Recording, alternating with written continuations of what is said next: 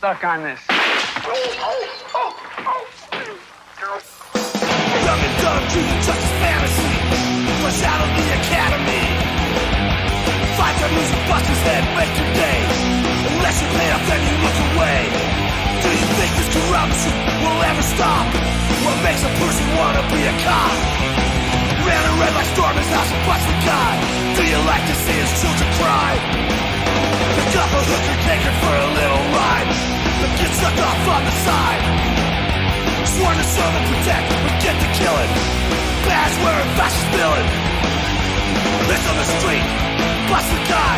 Do you like to see his children cry?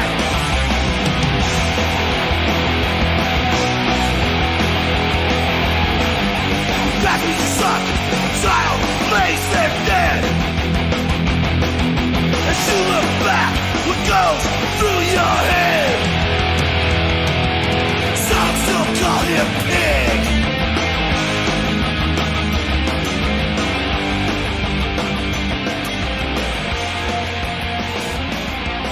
Some still call him pig.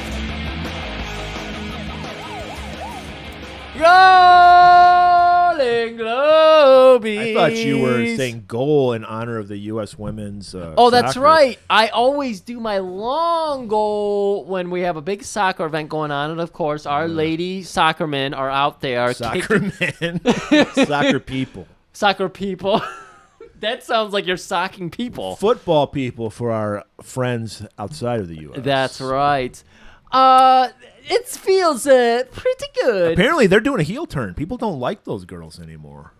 They're being real obnoxious. Oh, are they? They're like rubbing it in kind of thing. Hey, we love a good fucking heel over on this studio, so I'm all for it. If you're the best, fucking gloat it. Yeah, rub it in. Me and Murray are big on the football players, you know, who are down by 55 points and their team scores a touchdown. They take their jersey off and whip it around. Do their little dance. Flip off the fans, do their dance, do the Jeffy. What do they call that one?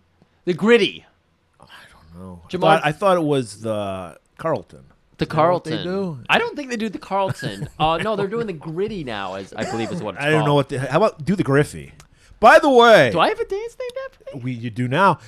By the way, Griffmas in July, huge success. Much like last year, Griff, you started out slow, weak. I was worried, and then you built We week built. by week, and now we're killing it with fucking nowhere to run. We gave people Back to where we belong, because we apparently what I learned about our listeners, they want less material from us. If we give them more, they're like, "No, I'm not listening to this." Yeah. So you'll get less from us. in the We like to future. believe we give you that fine line of quality and content, not just quality over quantity, but a quantity of quality. we give you a quality of quantity of quality. But no, it gets hard. I get it. I get backed up in my podcast, and I'm unemployed. We were talking about how in our easy lives, how we find time. We don't have personal lives at all, yet somehow we don't have time to do anything. Right. I mean, we get called to a big movie exclusive once in a while, but no movies come out. So they're that on comes. strike, and we stand with our striking. By the way, this is AI talking to you right now, because we're on strike too, in solidarity with all our brothers and sisters in Hollywood. That's right. So we paid Scabs to write the show notes this month. Yes, I do that anyway. I do that anyways. Write notes. You got it. But yeah, Christmas in July, great big success. I want you to send his flowers to him. Please. Care of Golan-Globus Theater, Detroit, Michigan. Right. And of course, in every bouquet, I expect some raw dogs. Hot dogs, not wieners. We get some hot dogs in this movie today. We do get a hot dog, and yes, that is going to be the screenshot that goes on YouTube. Is Clint Eastwood fucking raw dogging that dog Yeah. with mustard and I onions. noticed no grill marks. A real man, just give it to me boiled. Well, did you see what apparatus they cooked it in? No. Was there like one of those like 7-Eleven roller things? It wasn't the rollers, but it was like the old school ones where it was like the cage where the dog. It's like the roller coaster for hot dogs, and it's like a heat lamp in there, and they well, circulate. As you all know, when it comes to hot dogs, nobody knows it better in Detroit. So I didn't see any chili. I didn't see any mustard. I didn't see onions. Good question. When was the last time you had a coney dog? A long time ago. I know. I always prefer a burger over a hot dog anyway. That's why That's why I don't get really heated with our hot dog talk Yeah, because I could just hot dogs could fuck off. It helps that we're not children. Yes. But yeah, I haven't had in a long time. Damn. Okay. It's been a while for me too. So before I went, Murray, are we ready for the opening topic? Yeah, I thought this was it, but yeah. Well, we've just been The opener to the post talk of the opening talk. It was a classic opener. You see, when you were taking the reins for the opener, the hostess job, I would wait until you got me involved. Murray does this thing where I start to open the show and then he stops me 10 to 15 seconds. Yeah, in. and I do this every week. I'm like, Griff, I have nothing. Every I have week. nothing to open with. And then as soon as Griff starts talking, I just go, let me tell you about this, brother. I try to come up with like an opener to get this rolling, and Murray stops me. So Murray, I did go. It's called a pod block, by the way. He is a big old pod blocker. I did go get a Coney because I hadn't had one in a long time either. Was it good? It was fine, as they always are. Where did you get it? Kirby's Coney Island. Okay. I do like the Kirby's Coney Islands. I'm a super chief guy Yeah, because they toast to the bun, which I like. I love a good toasted bun. Yes. So it was fine. You know, Coney's, every time you get them, you're like, Yeah, oh, I mean, they're I agree Coney's. with you. Like even the best Coney's, like whatever. You know? It's a Coney. Yeah. It's a hot dog with some weird hamburger on it in this beautiful Oh, sauce. I do have something to talk about that you will want to hear about, and it has something to do with Coney's. Do you want to do? Let's do it now then. All right.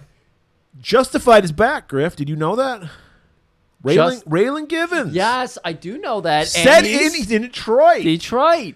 Filmed in Chicago. Boo. Boo. You don't know your hot dogs at all. But there were some deep cuts in it that I liked.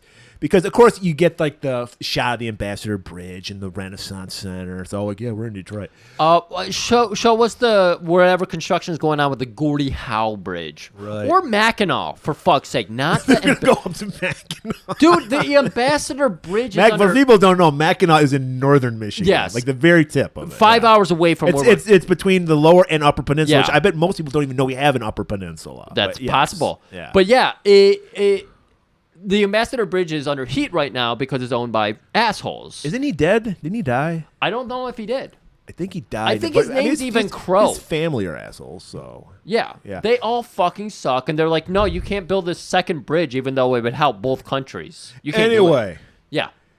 it's always good to see Raylan Givens back beating the shit out of people. Yeah. Story, it's okay. Oh, damn. It's not okay. blowing me away, but it's like I said, it's always good to see the character Raylan Givens. And he's in Detroit, which is cool. Yes. And there's a deep cut, which you got to be a Detroiter to get this one. I was proud of this one. Ah. The bad guy's girlfriend is running a scam on an Albanian guy who owns a Coney. Nice. And see if you're from Detroit, you know that and most people in Detroit don't even know this, but okay, a Coney, for everyone who doesn't know what a Coney is, it's basically like a diner. It's our diner. But it's a Greek diner because you can get euros and some other Greek shit. I want to ask you, I'm sorry to interrupt. I don't think you can get saganagi, but I was saying that to myself the whole time I was there. And because when I was listening to something about Oppenheimer, someone said not Saganaki, but Yeah. what's the Nagasaki. Nagasaki, and of Yeah. course, yeah. But they spelled euros instead of the proper way, GYROS. They spelled it YEROS. Well, you gotta to help. Gotta train some people.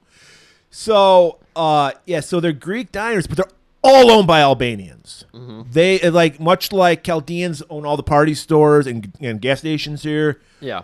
All the Conies here are owned by Albanians, according to the market. So I thought that was a nice little deep cut. And this I don't know if there's an Albanian mob apparently that exists in this world, which there's no Albanian mob in fucking Michigan. Even if they're portrayed as the bad guys, I think the Albanians would be like, yeah, that's pretty fucking cool. Yeah. It's cool. I don't know. Seeing bad guys being represented, I think it's just like, oh, cool. Yeah, that would be Well, cool. like we were just bitching about John Wick, Yes. Eastern European villains are in. That's all we can That's shit all on. we can do. Get some cool other villains back in there. French people, fuck them, all right? They don't even have to be people we all agree we hate. I'm saying, like, we don't should have to be. Maybe their ethnicity has nothing to do with the fact that they're a fucking criminal. How about that? How about that? How about that? But so that, and there was some love for Joe Dumars. The guys were discussing who is the ultimate Piston. And the guy was like, it's Isaiah Thomas. He's like, fuck you, Joe Dumars. Giving it to Joe Dumars. Interesting. Which he's my favorite Piston, but I still got to give the crown to Isaiah Thomas. Yeah. He is like, Why did you end up liking Joe D more? Because I don't like. Sorry, everybody. Because he was just like we were talking about Barry Sanders. He would just score, and that would be it. Like he would shut. And I say shut down. I'm like, being well, they're in quotation marks, Michael Jordan. But Michael Jordan would only score like 17 points instead of 30, points like everyone else. Right. Yeah. But he never bragged about it. He just did his fucking job. Yes. And fucking, See, I'm glad it came back around to the joke I was making earlier about the football players we like, because me and Murray are both the same way. We love the athletes who just fucking excel at the sport, the job they do, and then they just hand the ball back and go. It's no big deal. Exactly. It's confidence, cockiness. That's the best. And Isaiah had to bring more of the edge to it because he had to be on all those bad teams. And once you get on that good team, you're just like, fucking eat my dick. So, I eat my conies and I go and I get the options. Do I want to see Barbie or do I want to see Oppenheimer? Why not see them both at the same time? Like split screen. Oh, you know what? I would have done that if that were an option. I hear there's a sex scene in Oppenheimer. Okay. I wonder... Is that the boom they were talking about? Yeah, forget the Geiger... Is that the Geiger counter? Is that what ranges radiation? It's the Swedson scale. Yeah, this is the real thing. Yeah. The one the chick that's like gonna be super popular now that won't be in movies like 10 years from now because that's how we build people up whether people like them or not. Put them in every movie for 5 years and then they disappear. She's getting fucked. She's fucking Oppenheimer. I don't know her name. I don't know her name either. She was in that Midsummer movie. I haven't seen it either, but she was in that. For all you Marvel nerds, she's the new Black Widow. Little fucking stubby little British girl. Oh. Tony Storm? Oh, she's Australian. No, she's a wrestler. And a wrestler.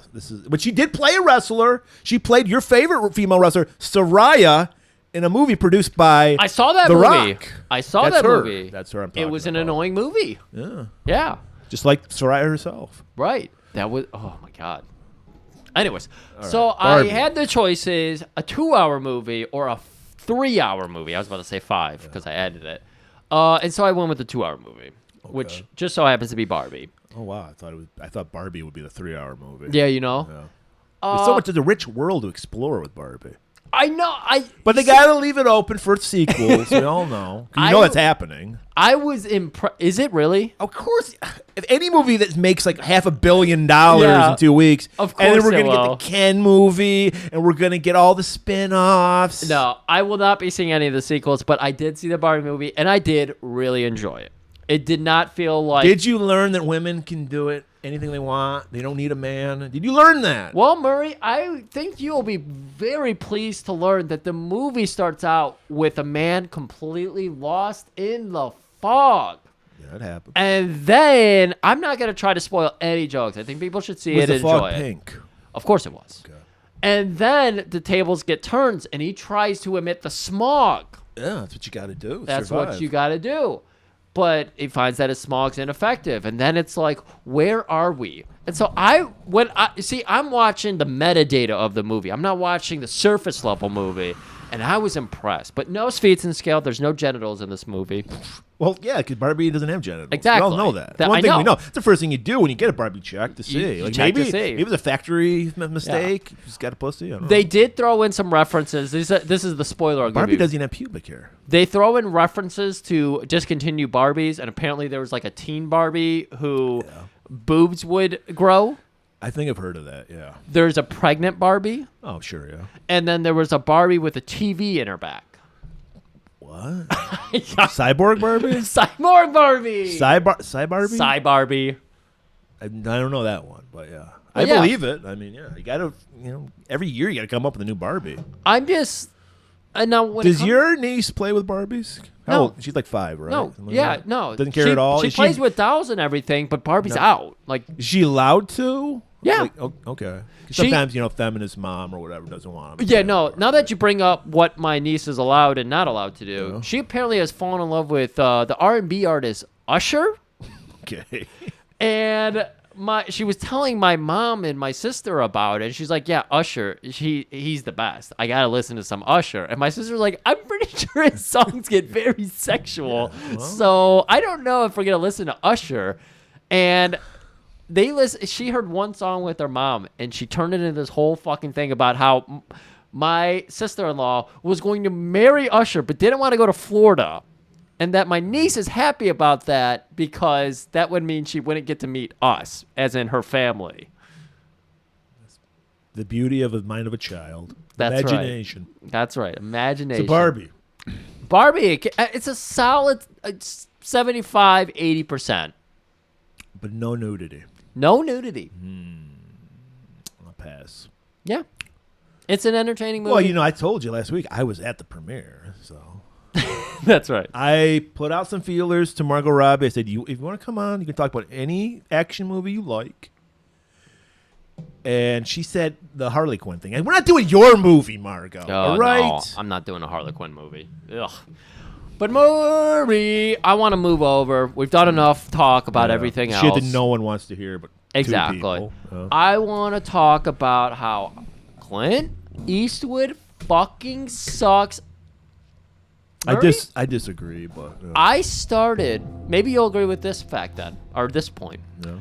I can see why you don't like him, but I disagree. I started thinking, man, I don't really care for Charles Bronson, and I watched this movie and I said, this movie needs Charles Bronson. No. Well, you're learning. You're growing as a human being. So when I was watching this movie, I was just like, I don't give a shit about Clint. Yeah. Dirty. Whatever. Is this your first Clint Eastwood movie? No, I saw that El Torino movie, and I was like, what the fuck? Was it Carino? Kareem? No, I was going to say El Camino, but it's not that. Gran Torino. Gran Torino. Yeah. Gran Torino. And which is the Starsky and Hutch car, by the way. I believe I watched that because they filmed some of it in Detroit. They did. It was set in Detroit. And so I watched it for that reason. So you just seen old crotchety Clint. Yes. You never saw him in his prime. I saw one old crotchety. There's a movie we got to do. Kelly's Heroes. Yeah, okay. It's a World War II movie. Clint Eastwood, Telly Savalas, Don Rickles. Yes. It's 2.5 hours, though. Ooh. I'll let you know that. But hey, you like the Dirty Dozen? Yeah. This is another fun, like, war is fun hijinks kind of thing. It's a heist movie. Right. Donald Sutherland's even in it, too. And he was in the fucking I'm Dirty down. Dozen. I'm down. Well, it's weird because he plays like this. It's set in World War II, right? Yeah. He's like this weird hippie guy. He's got like long hair and a beard. And he drives a tank. It's like, where did this character come from? Are we talking about Clint? No, we're talking Donald Sutherland. Donald Sutherland. Okay. Dirty Harry's not my favorite character. Yeah. My favorite Clint Eastwood character is the man with no name from Yeah. the Leone movies. He's cool Yes. in those. Like I like all of. Like I'm not a big Western guy, but I like all of Clint Eastwood's westerns. I watched 2 of the what's it called westerns? The Clint westerns. Spaghetti Western. Fistful and A Few Dollars More. Or Yeah. Good, the Bad, and the Ugly. I watched. I'd both like of to those. do Good, Bad, and the Ugly, but that's like 3 fucking hours. Yes. Because I love fucking. Like, I like Clint and I like Lee Van Cleef, who we'll be talking about in the near future. Wait, didn't we already talk about him? No. Oh, okay. No. I thought we were. Never mind. No. This is off my conversation I'm having. Yeah. So you hate Clint Eastwood Yes. because of this movie, or you always didn't like him? No. I guess I shouldn't say hate. He did nothing for me in this movie. It's buy a it. very there's a lot of just strung out nothing. I'll agree with you. Movie. I was kind of like, because I'll be honest with you, I don't know if the only Dirty Harry movie I think I saw in the theaters was the last one, the Deadpool. Which is where Rob Liefeld stole the name for the Marvel character Deadpool, which had Jim Carrey as a rock star in it, and Guns N' Roses was his backing band. Yeah. But that's the only one I think I've seen in the theaters, and I get them all confused. Like, I don't know if I've even seen them all the way through, so I remember nothing besides the premise of this movie. Right. And I was kind of underwhelmed, too. I was like, how did this become such a big fucking deal? Like, I try to put my mind space into the 70s, early 70s, because this is 71. Yeah. And I guess I kind of get it. This is starting that early. You're coming out of the hippie phase into that early, that 70s, like, fucking the world sucks phase. We finally realized that the hippies were full of shit. And, like, I wrote down, we had Siskel and Ebert give this movie high praise.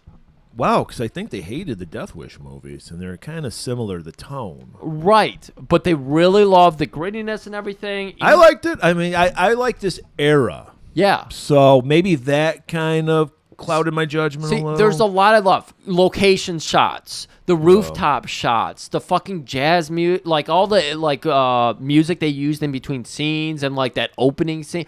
I loved a lot of like the little bits around the edges. But fuck, when you just hammer home Clint Eastwood's Dirty Harry, I was just like, I don't give a shit about this guy. Why do I give a fuck about him? There's nothing to him. He's surface level. You're supposed to give a fuck because he doesn't give a fuck. Right. But maybe I'm just... He's every gun owner's fantasy. Yeah, 100%. Oh. And maybe I'm just bothered because it's like I've seen so many of these... Yeah, I could see that. Yeah. Gut cops. I've seen But this so is many... the archetype for it. Yeah. I mean, I'm sure there were some before, but I can't think of any. Right. I mean, I think of Dirty Harry being the original cop who plays by his own rules but gets shit done. I believe that, but... Seeing everything I've seen now, seeing all the Charles Bronson movies and all that shit, I can't go back and look at Clint Eastwood and be like, oh, he did it great. I look at him and I'm like, man, they left a lot to be desired here. But, I mean, Ebert gave it a 3 out of 4 and said this movie, look at this. In the whole Barbenheimer sphere right now where men have to watch Oppenheimer, women can watch Barbie movie. Ebert watched this movie, gave it a 3 out of 4, and said, this movie's fascist as fuck, but I liked it. Yeah. Literally his quote. Yeah, that's a good quote, yeah. Fascist as fuck. It was, yeah. But it's a good movie to watch. Because in the world of Dirty Harry, he enjoyed it. And that's how I like to watch movies, too. I feel that way about Death Wish. I legitimately like Death Wish. Exactly. But you at the same time, you're like, man, the message it sends me is not that good. Siskel, 4 out of 4. This movie sends a dangerous fucking message. It did. That was his fucking quote. I like this movie. It sends a dangerous message. Oh, yeah. This is how we should. It's a very adult way of looking at it. This is how we should fucking watch movies. Yeah. You can enjoy the movie for a 2-hour fucking, trip into another world and say, the message of this fucking sucks, but I enjoyed it. Yeah, by the way, I wanted to point out, I wanted to do this movie over a year ago, but just as I was scheduling it in, Uvalde happened. Oh, yeah. So if you haven't seen this movie, if you don't know, you don't remember Uvalde, because that's like 200 fucking mass shootings since then, but it's when some fucking psycho killed a bunch of little school kids. And no school kids get killed in this movie, but the killer takes kids hostage. And even I, as tasteless as I am, was like, we'll like put a brakes on this. So thankfully we're in summer vacation, so we got to worry about kids getting killed.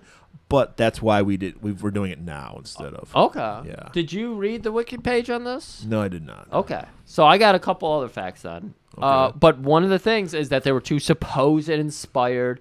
And again, this is another reason why I don't think we should be worried about who's this movie going to inspire to do what, because everyone's going to see it and do their own thing. That's the beauty of art. Well, it was already based on the Zodiac Killer. Yeah, it was Scorpio was based on. Right. Apparently, when they did the Zodiac movie, they were watching this movie, and there's a character who says, they're making movies about the Zodiac Killer every day or something. So there was a nod to this movie. That's a movie I need to see. I haven't seen it. I hear it's not that good. Well, and I know it's over 3 hours. Yeah, well, I don't know. Okay. It's interesting. Okay. Jake Gyllenhaal, you're a big fan? No, but okay. I can put that aside. Unlike you with Clint Eastwood. Did we figure out the Zodiac Killer yet? I think recently there was somebody maybe they were related to the Zodiac Killer, because I think he's dead. I might be making all this shit up. By the way, I don't know. This might be a Mandela effect. I did also already agree to watch Kelly's Heroes, so don't put this Clint Eastwood bullshit on me, dog. Hey, we're gonna do our next Clint Eastwood movie is gonna be a Western. All right, and it's a fucking good one. I don't know, maybe he's a little too fascist for you in this one too, but I enjoy this one. I don't know. He was just obnoxious in this movie. He was boring in this movie. Okay. Well, you came around on Bronson, so we'll see. Yeah, I did come around on Bronson. The director even said, I'm a fucking left-wing guy, you know. Clint Eastwood is a right-wing conservative type. Even my friends don't get it that my message is, yeah, that guy's evil, but this guy's kind of evil too. The cop, as he referred to him. That's like what the 70s Only evil was can fight evil. Yeah, that was kind of what the 70s was all about. 70s were a fucked up time. People don't remember. I mean, it was a very you're more likely to be shot now than ever before, but back then I lived it. Well, I lived half of it. Get robbed, beaten, raped, stabbed. Yeah. Way more in the 70s than now. Crime statistics bear it out. Like, look at that shit. Yeah, fucking Detroit was murder city in the 70s. Right. So, yeah. But yeah, getting more into the movie. We're not on the outside anymore. Let's look in. I'm really bummed we didn't get more of the villain. Because that guy was fucking good. I'm actually kind of glad we didn't because he didn't explain him at all. I didn't want explanation. Because nowadays, we would know his entire backstory. Yeah. I'm not saying I wanted explanation, just to clarify. I wanted to see him be just like when I was talking about John Wick. We don't get any, we know he's a bad guy. We know he snipes people. Yeah. But I, this scene kind of near the end in the liquor store, loved it. I wanted more scenes like that. Maybe, since he was based on the Zodiac Killer, which we knew nothing about, maybe that was why they... Or maybe it's just because fucking Clint Eastwood's a narcissist, and he's like, I'm the star. Make it about me. I don't know. I want to point out John Milius punched up the script. He didn't write the script. I know damn well he wrote the Do You Feel Lucky. I know he wrote that. Do you feel lucky? Do you, punk? No. We're saying it wrong. I thought that's the point you were pointing out. No. I don't know it's what you're do talking. I feel lucky? Oh, whatever. You're right. Well, that's the joke, is that everybody says, do you feel lucky? But it's a reference to do I feel lucky, but he's using the person. Yeah. Yeah. That. I'm sorry. I read the Wikipedia page. Yeah. And I went, now, thanks to Griff doing that, I fucking lost my train of thought. I don't know what I was going for. So, should we go for the trailer of this movie, get into it, learn about Dirty Harold? It's your turn to throw to the trailer, man. All right, everybody. We're going to make everybody's day but Griff's. By the way, I've never seen that. That's the one Dirty Hair I know I haven't seen, the Make My Day one. Oh, my God. When that fucking Johnny Carson used that hack line for his punchline for his jokes for 2 years. Really? Make my day. It was like, shut up. It's not funny anymore. But what is funny? Well, I don't know. I don't know if this trailer's funny, but what we're gonna say after the trailer is gonna make you piss your pants. So everybody, get ready for Dirty Harry. This is about a movie about a couple of killers. Harry Callahan. And a homicidal maniac. The one with the badge is Harry. Halt!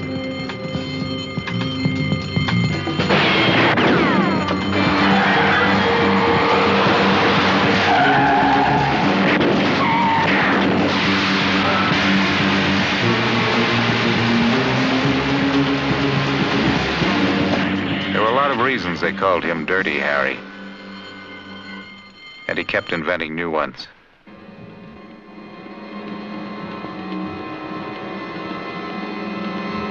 Don't pass out any. That was a pretty good pinch you made yesterday. The chief was pleased. He was, huh? Yeah, he really was. He wanted me to tell you, well done. I'll tell you how deeply moved I am. How do you like that? I pass along a compliment? You could at least be a little bit polite. It might not even kill you to say thanks. Much rather say thanks to a raise. Hey, Harry, check communications. Something from Chicago. A gun nut. I'm putting somebody with you. You know what happens to the guys I've worked with. Dietrich's still in the hospital with a bullet in his gut, and Fanducci's dead. Now, you're working with Gonzalez, or you're not working. Now, that's straight from the 5th floor. You got it? Doesn't it drive your wife crazy? No. Maybe she got used to it. No, she never did, really.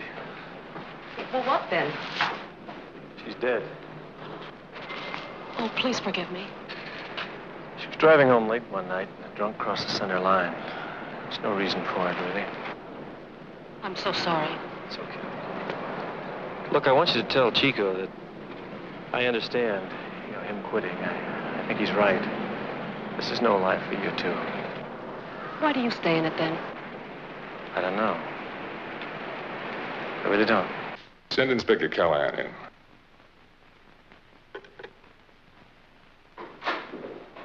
Mr. Mayor, Inspector Callahan. All right. Let's have it. Have what? Your report. What have you been doing?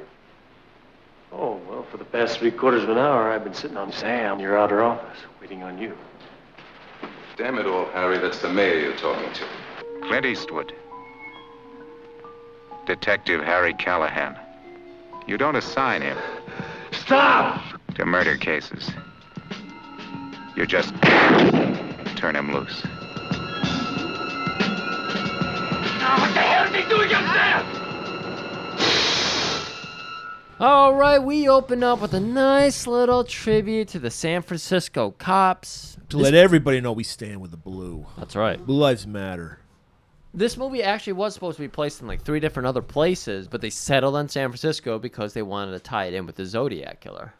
Yeah, makes sense. Yeah, because it was supposed to be based in. And we get plenty of gay jokes. There is quite a few gay jokes. Yeah, the 70s. It's You 70s. can do it. And we got a woman just swimming in her pool. This is what I was talking Swimming about. in a pool on top of a building. Yeah, I know. Beautiful. You got some great music happening. You got a cool shot happening. When this movie opened up, I was like, this is going to be like a good fucking movie. I'm excited for this. Kind of derails from there. Okay. So you see the woman swimming through the crosshairs of a sniper scope. And there's our villain right away. We're just showing him, Unlike the Zodiac, we don't know what he looks like. Yeah. We see this guy. Only thing I've ever seen this guy in, he's great, by the way, in this role. Only way I saw him, he was the cuck husband from Hellraiser. That's all I remember him. He's been in a bunch of shit. Holy shit, he was that guy? Yeah. Clive Barker's Hellraiser. Yeah. And boom! Shoots the girl. And she just drowns? I don't know. Murray, I swear, when I saw it, the shot went through the shoulder, which all action movies have taught us. Yeah, well. Goes right through, you're fine. Not true. Apparently, this bullet got stuck in her, so she's dead. Yeah. Well, she drowned, probably. She didn't die. She didn't die from the You're gunshot right. wound. I She never couldn't con- swim because she had a cramp because she ate it. She was eating a sandwich while she was. Meatball? She got it course. from. Oh shit! What's goddamn Busey's name in that movie? No fucking idea. I don't remember. I forgot too completely. All right, so Harry Angelo. Angelo? I'm pretty sure it was some name that would not fit Gary Busey at all. Yeah, I think you're right. I think it was Yeah. Angelo. Go listen to that one. That doesn't get enough love. I Yeah. know it's 5 hours long, but we had a great opera. We love her. Go listen. We to that. gave you the perfect break. Now too. available on YouTube. by Now the way. available Both parts. Unlike Hard Target, we still haven't put the second That part. second part will up. never go. Go. up. You got to go to SoundCloud for that. You got to one. go to. That's how we tempt you. Yeah. So now our hero, right off the bat, Griff. Can a hero? Who, by the way, it's nothing but a sandwich. But can a hero wear a sweater vest and look badass? Hell fucking yes. My problem with Harry definitely isn't his hair. Definitely isn't his name. Definitely isn't like his work here. Because he's out there doing the work no one else appears to be doing. Yeah, he complains about it nonstop. Like, when we talk about the athletes doing their thing and then just giving the football back, Harry's the guy who does the thing and then goes, everybody notice me. White man's burden. So he intrinsically understands the trajectory of bullets. So he looks, he's like, it's got to be from that building. Doesn't say that. He just walks back down, crosses the street. I love this opening shot because, like I said, we just got great fucking music playing here and him doing the job while the credits roll, and we're seeing through his mind. Of course he's figured this out. He's crack detective. Is he a detective? What's his rank? He's a detective. Yeah. Okay. So a homicide detective. So he goes up to the building where the Scorpio is not Zodiac. He's the Scorpio killer. Finds that fucking bullet casing. All right, we got a clue. Now we know. We know what kind of kind of weapon was shot at him? We are cutting over to the mayor's office where they are studying a handwritten note. It looks like I wrote it while having a stroke. I don't have good handwriting. Much like the Zodiac, but not in the cryptogram that the Zodiac. Yeah, Zodiac. Not as smart as the Zodiac killer. Right. This guy's younger. He's more manic. He's in the early stages. We just watched Silence of the Lambs last night because Kayla had never watched it. Oh, wow. That gave me the privilege of seeing Ted Levine in that role. Yeah. And I understand why I didn't recognize Put that him. lotion on her. I should have recognized that voice, though. Yeah. That's right. Lotion on There her. is a moment where he pulls a two of hearts from behind the one I victim's ears. remember that. That was great. Yeah, it was That's cool. how they solved the case. Yeah. So, we get this note. But first of all, the mayor, who's just known as the mayor in the credits, not even a name. Thank you. John Vernon, who we all know as the Dean from Animal House, and he's been in a lot of other great shit. We all know John and know and love John Vernon. He's there. We got the lieutenant, who's like Harry's superior. He's reading. I think he's reading the note, I believe. Yeah. To the city of San Francisco, I will enjoy killing one person every day until you pay me $100,000. If you agree, say so tomorrow a.m. in the personal column of the San Francisco Chronicle, and I will set up a meeting. Otherwise, it will be my pleasure to kill a Catholic priest or an African American. It's the 70s. He did not say African American. Sign Scorpio. So the mayor's like, we got to pay it. Fuck, where am I going to get $100K? We're bankrupt. It's San Francisco, one of the poorest cities in America. We don't have $100K just sitting around, but we do pay the cops. Who's on this case, by the way? Our best detective, sir, Harry Callahan. So that's when we see her here. He walks in. Thanks for making me wait 45 minutes. Well, okay. I will give Clint this pass here because he doesn't just come out with the sass. The mayor calls him in, and he's just like, so, this guy's he just killed this person. It's been however many hours now, 8 hours now, let's say, 24 hours to give him more credit here. What have you even been doing? Waiting outside your office for the last fucking hour. I get that. Right, yeah. Bureaucracy at play. I'm with you here, Clint. I'm still with you. Always power plays, even in a tense situation like this. Everybody should be working together, moving as fast as possible. And here we are. Power play. So the lieutenant chimes in. He's like, hey, we've got choppers on every Catholic church. Yeah. We got patrolmen everywhere. We got it covered. No priest will die. African American, maybe. We got but one no guy priest out there in those neighborhoods, but the choppers are all over the Catholic churches. So he's like, well, okay, Callahan, what have you got? And he talks about, he knows. He goes full, excuse me, Murray, Jack Battleair.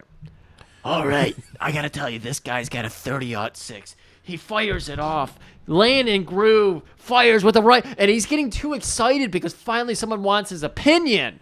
Right-hand twist, and he's starting to show what the right-hand twist is, and I'm like, what is the right-hand twist? Cut off. Yeah, well, the lieutenant has to bring up, well, we're checking out any known killers whose birthday is in whatever the month Scorpio is. Maybe there's an astrology connection to all this. Is this Nancy Reagan America at this time? What the fuck is I this? guarantee you Reagan saw this movie and loved it. Right? Yeah. Nancy, especially when she saw that they were going by astrology. So Harry's like, we got to get this fucking criminal. And Mayor's like, no, let's pay him off. There's an election coming up. I don't need any more dead bodies. I don't want any more trouble like there was in the Fillmore district. And then they're like, what? What would happen there? And then Harry's like, yeah, when you killed that guy, well, I don't know. When I see a naked man with a butcher knife and a heart on chasing a woman down an alley, I assume he isn't collecting for the Red Cross. Now, I go to Ferndale. This is a scene you see every day in Ferndale. This is just a kink that people have. Oh, really? Blame the victim, Griff. We talk about the R kink that people have, where they're like, I want someone to do this to me, and then they realize they don't want that. Yeah. The knife thing, apparently, is alive and well. But the mayor, after Harry has his say, the mayor agrees. He's like, shit. He won me over, yeah. He won me sounds over. reasonable. If a guy's attempting to rape somebody, you probably should shoot him. Yeah. So Harry hits the street, but first he's got to fill up that tummy. It's fucking lunchtime. So he stops in old, was it called the place called Jaffe's or just the cook named Jaffe? I thought it was called Jaffe's. I thought I wrote down the sign that was on the Jaffe's outside. non-Coney Coney dogs. Right. Coney's without the chili. It was Jaffe's Jumbo Dogs, Murray. Okay, so it rolls up. What's this? I've never had a San Francisco. I've been to San Francisco twice. I've never had a hot dog there. I should have done that. There's a whole fucking thing. Scratch loves to send me these things because of my hot dog affiliation, and every state seems to have a hot dog thing. They put kimchi in it or something. You know, that seems like it would be San Francisco's thing, or they rice-a-roni. Rice. Oh, that's the San Francisco treat. I don't know, but would it that's be why I said chicken, beef, or pork? Pork. Yeah. Of course. Why did I say that? So we get inside Jaffe's place, and this is a beautiful little classic diner. I love As he's walking in, he passes by a car where, what the fuck? How long were they there? There was literally a pack of cigarettes butts outside the door. Right. He's just popping them out. Is he just one drag and then just throwing them out? Like, how long were they here? Okay, Easter egg for you Laserdisc holders. If you pause the film at this point, enhance on the car in the background, you will see a young Angelo in a car, staking out the car that's staking out the bank here, eating a meatball sandwich. And that's how he just you got know. from Jaffe's. That's how you know it's Angelo. Meatball sandwiches, and also he had a shirt from the future. So, being that Harry notices a black man in a car, he's like, there's got to be a crime about to happen. So, he plays it cool, though. He's like, hey, Jaffe, is that car across the street still running? I don't know. Well, is there any exhaust coming out the back? Yeah, there is. That's terrible. Greenhouse emissions, ozone. And then he's like, okay, well, I think he gets his hot dog. Yeah, he gets his hot dog and everything. They have a whole big 10-minute discussion. Is it a sandwich or isn't it? That took me out of it. That put me into it. Oh, okay. I was in those buns. I want to know. And then he's like, hey, call this number and say a robbery's in progress. And he's like, whatever you say, boss. And he just goes back and calls it. And then he just nonchalantly walks out, takes a little bite of the hot dog. Little bite. Guys, you'll see this on YouTube. You decide if this is a little bite or if he is fucking long dogging this throat down this throat. Wow. Just then, as soon as he walks out the door, the sirens for the bank go off. Oh, all right. He doesn't even get a chant. He's trying to enjoy his hot dogs, and the sirens start going off. What we learned from the greatest bank robbing movie of all time, Point Break, is you got to be in and out, man. Under fucking 4 minutes. That's right. Never go for the vault. We noticed this guy smoked at least a pack of cigarettes. Correct. How long? What were they doing inside there? It takes 2 minutes and 23 seconds to smoke a cigarette, average. So what the fuck were they doing?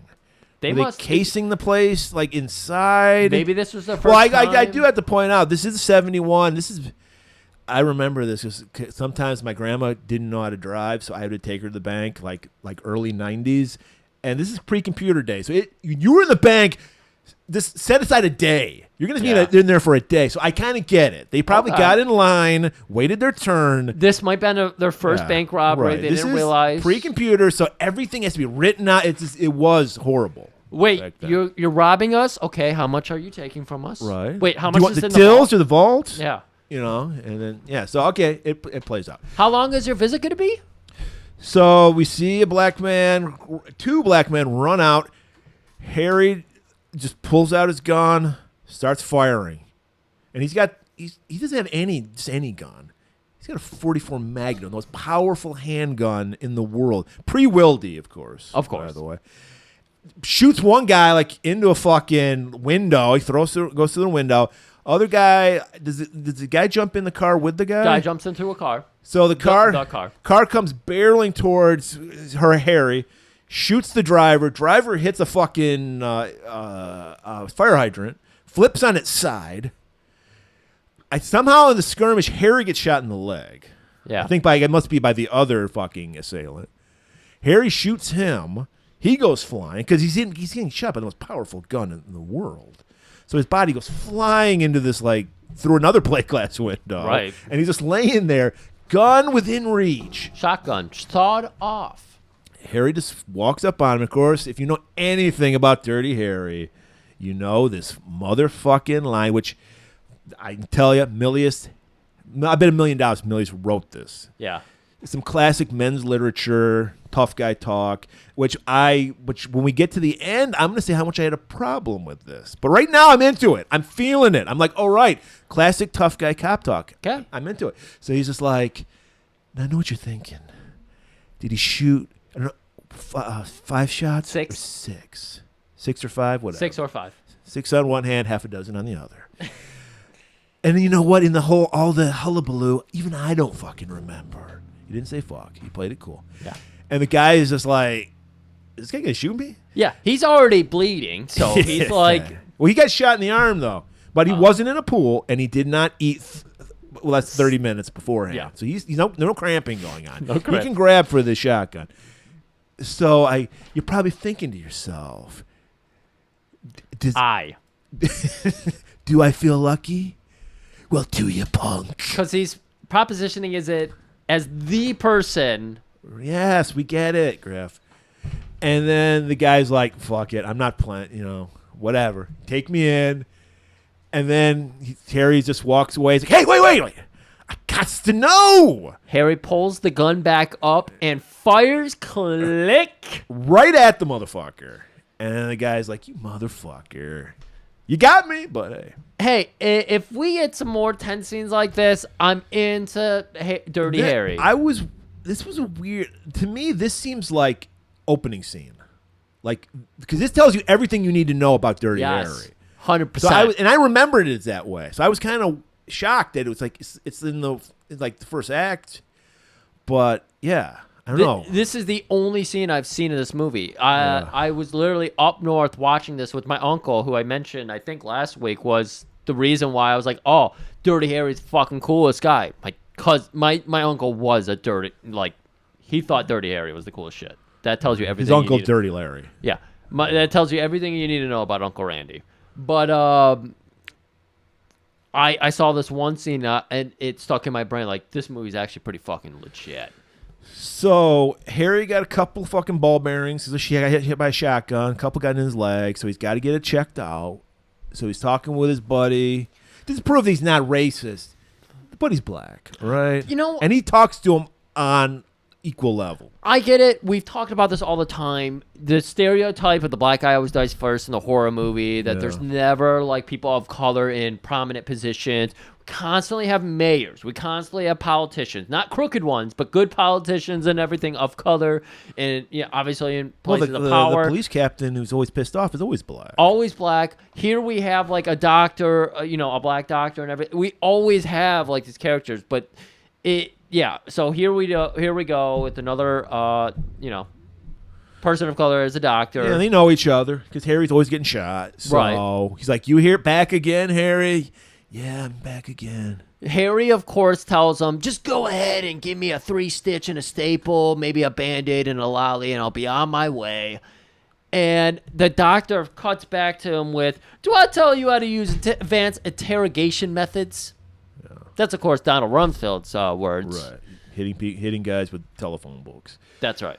And he's like, no wonder you can never get laid, Harry. And that's a sore spot. We learned Harry was married. He had a wife. We still don't know what happened to her. Right. But probably this is why he became dirty. So he's like, I'm sorry. I crossed a boundary. Right. And then Harry is all about, because he's ready. He's got it, cut around. He got shot in the thighs. I have to cut around your pants. He's like, no. These are my brand new seersuckers. You are not cutting these pants. Let me take them off. So they get a little joke between each other, Now we're going up to meet Brassler. Lieutenant Brassler. I think Lieutenant he was lieutenant. Yeah. And of course, Brassler. I liked it. I was like, usually these guys are assholes, but I like this guy. Brassler wasn't too bad. Why?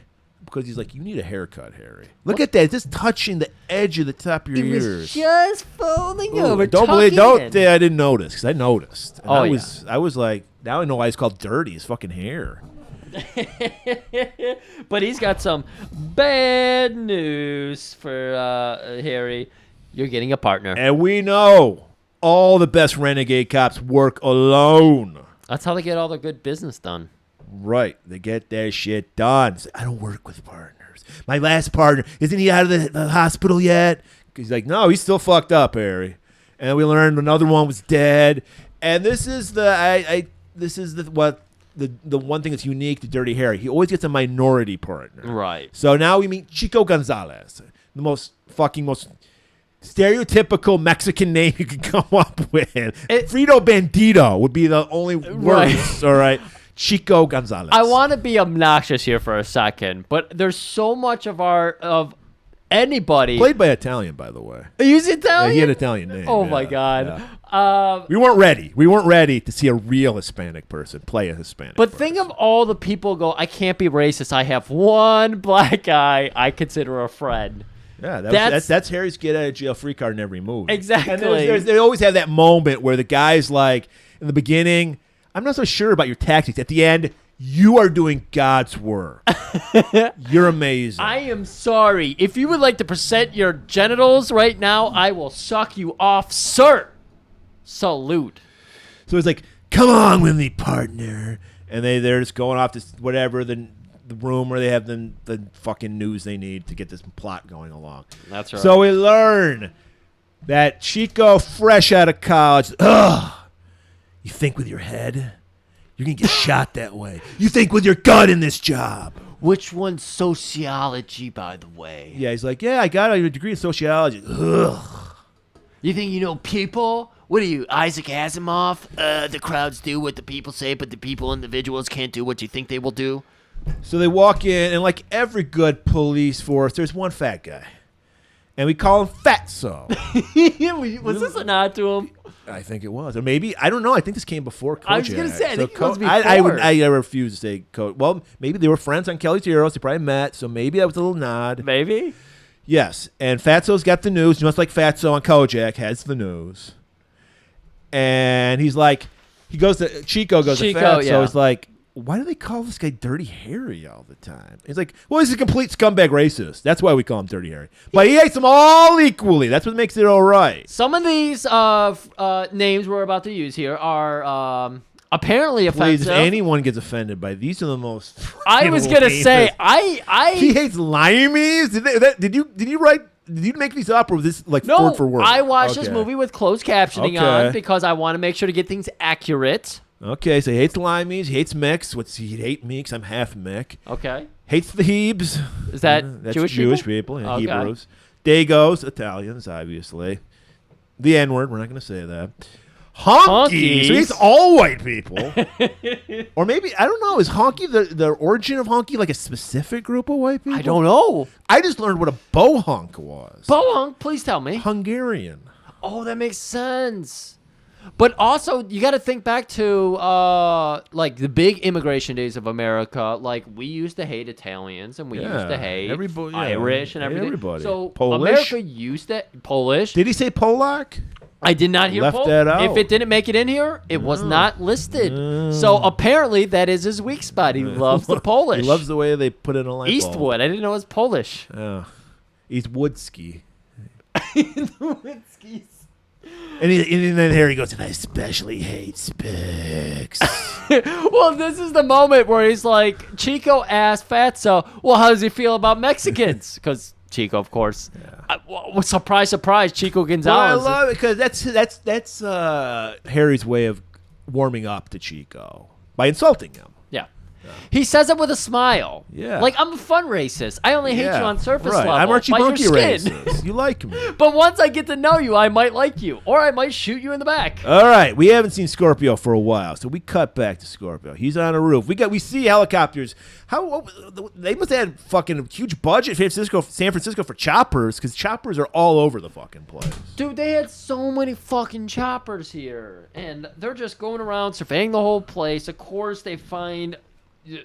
They're looking for specific parks. That was the last scene with Fatso. He's explaining, we're looking in these parks and everything. We got helicopters. Right. And so now we're going down that to are around churches. Yeah. Ground level, and maybe sometimes, maybe where a black person might migrate. Right. Or hang out.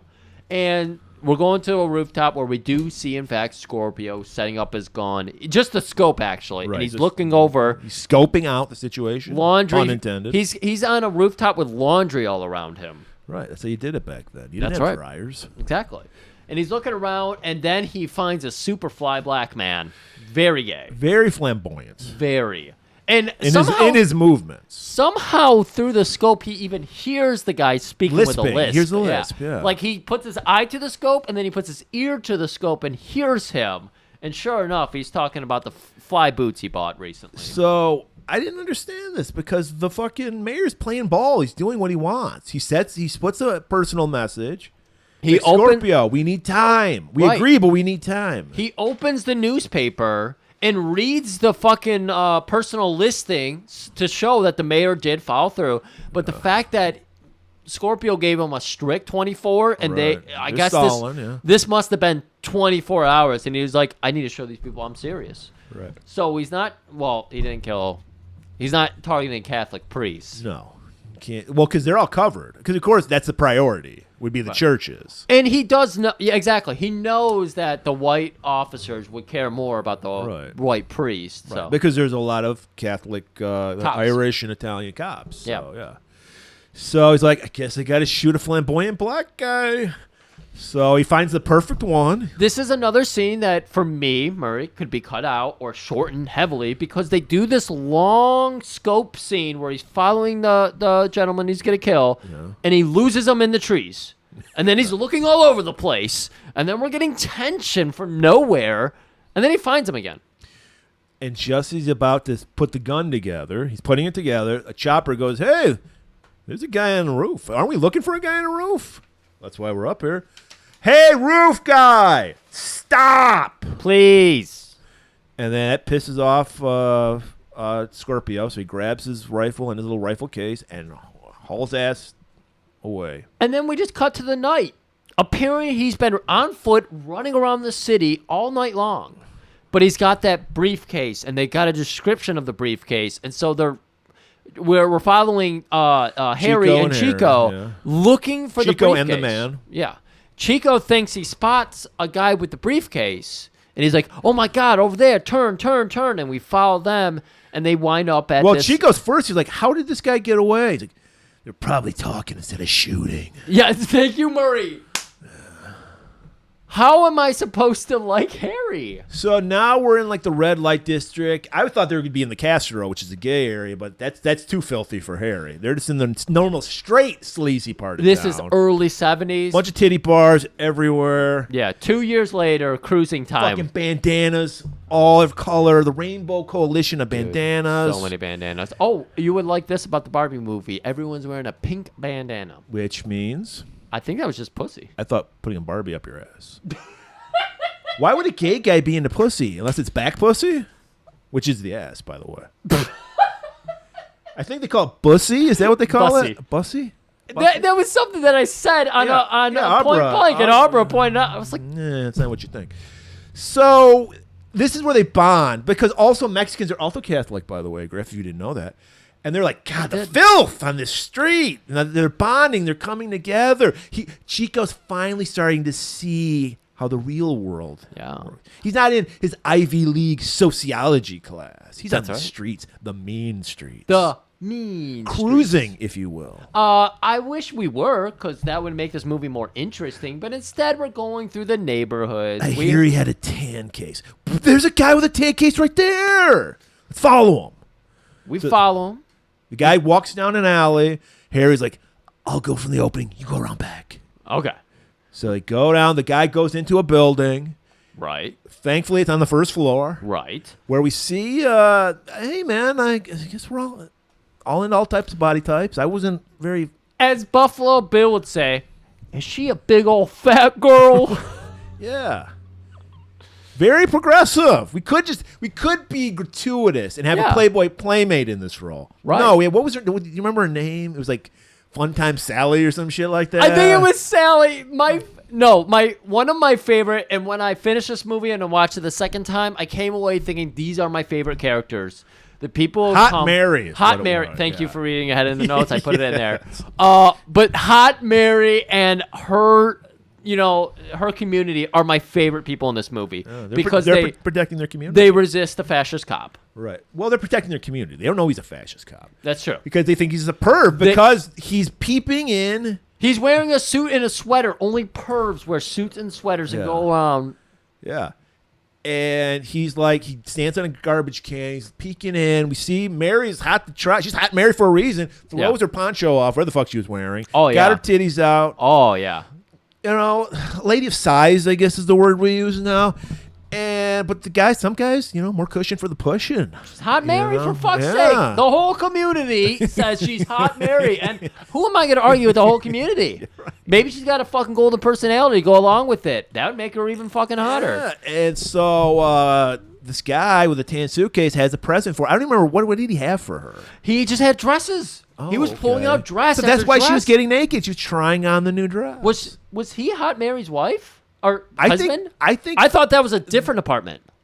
No, they were in the same apartment. Oh, okay. I don't know if they were married. I think I read this wrong. He wanted to get hot with Mary. Oh, maybe. Because she gets her tits out as soon as he opens up that suitcase full of fucking dresses. Oh, I know. He had a little beanie on or something. And he took that off. Harry getting ready to shoot. He was getting ready to shoot? Well, he wasn't attracted to Mary. What, are you sure he wasn't just getting ready to... Getting your tits out. He wasn't getting ready to shoot? Oh, no. Maybe fling a little Before he fucking can do jizz anything, on the the neighborhood patrol busts out and pummels the shit out of him. Deservingly. And then Chico comes in, shoots off a fucking gun. Did he? I don't remember. And he's just like, hey, that's a cop. And they're like, okay. And then they're like, I'm going to arrest you guys for assaulting a cop. And Harry, he admits, like, hey, I was out of line. Well, yeah, the fucking community says, we ought to call the police. Harry loves it because they're using violence to solve their problem. So he fucking accepts that. He's just like, it was a misunderstanding. Yes. You could have just asked me what I was doing. True. But I like the cut of your guys' chips. You know what? He's a true libertarian in this, right? And I'll give it to him. He's like, you guys, you need to buy guns. You weren't wrong. You were right. I should have been shot dead on the spot. I should have identified. Maybe we should have like a special call. Something like that. And they were just like, hey, man, you're peeping on Hot Mary. Get a fist in the face, all right? You got to pay for Hot Mary. And so, Chico, of course, says, no, guys, it's cool. And then as soon as they leave, he tells Harry, we should have fucking killed those guys. And Harry's like, no, they're cool. They're right. And then he's like, now I know why they call you Dirty Harry, you peeping Tom motherfucker. Ice melting, Griff. The margarita ice is a melting. And we need an icebreaker to break up those delicious ice-cold margaritas. They get a call in about a possible shooter situation. Right. We need to see what a heartless badass Harry is some more. We're going to build that up in a minute here. But very reminiscent of a scene from a better movie, Lethal Weapon, where we get another nice little mocking of a guy who's obviously seriously troubled. Where we have a guy, they think it's the Scorpio, but no, it's just a jumper, which happens, So the guy's like, I'm sorry, we thought it was Scorpio. It's just some guy. Harry, go home. Let this guy jump, kill himself. Who gives a fuck? No, let me talk this guy down. So he gets in a cherry picker. Did they even leave that up to Harry? Yeah, he insists because why? White man's burden. I have to do everything. Oh, okay. They don't ask. He's just like demands. He's like, I'm going to do it. Okay. So I need to know this for a fact because I don't want to get Harry wrong. And sometimes I view things wrong. I want to hear this right. I thought they forced the situation. Harry, now that you're here, you're going up is what I thought they said. I'm pretty sure he volunteered himself. Because remember, Harry's the kind of guy who volunteers and then bitches and moans about it after he does it. Yeah, which is worse. That's like the people who adopt like a fucking troublesome breed, if you will, and then goes, we're talking dogs, people. Yeah. Not people. Oh, yeah. and then, brags about how they're great with their breed and then leaves them to fucking run around in the muck. So, are you talking about yourself? So, he gets in a cherry picker. They go up.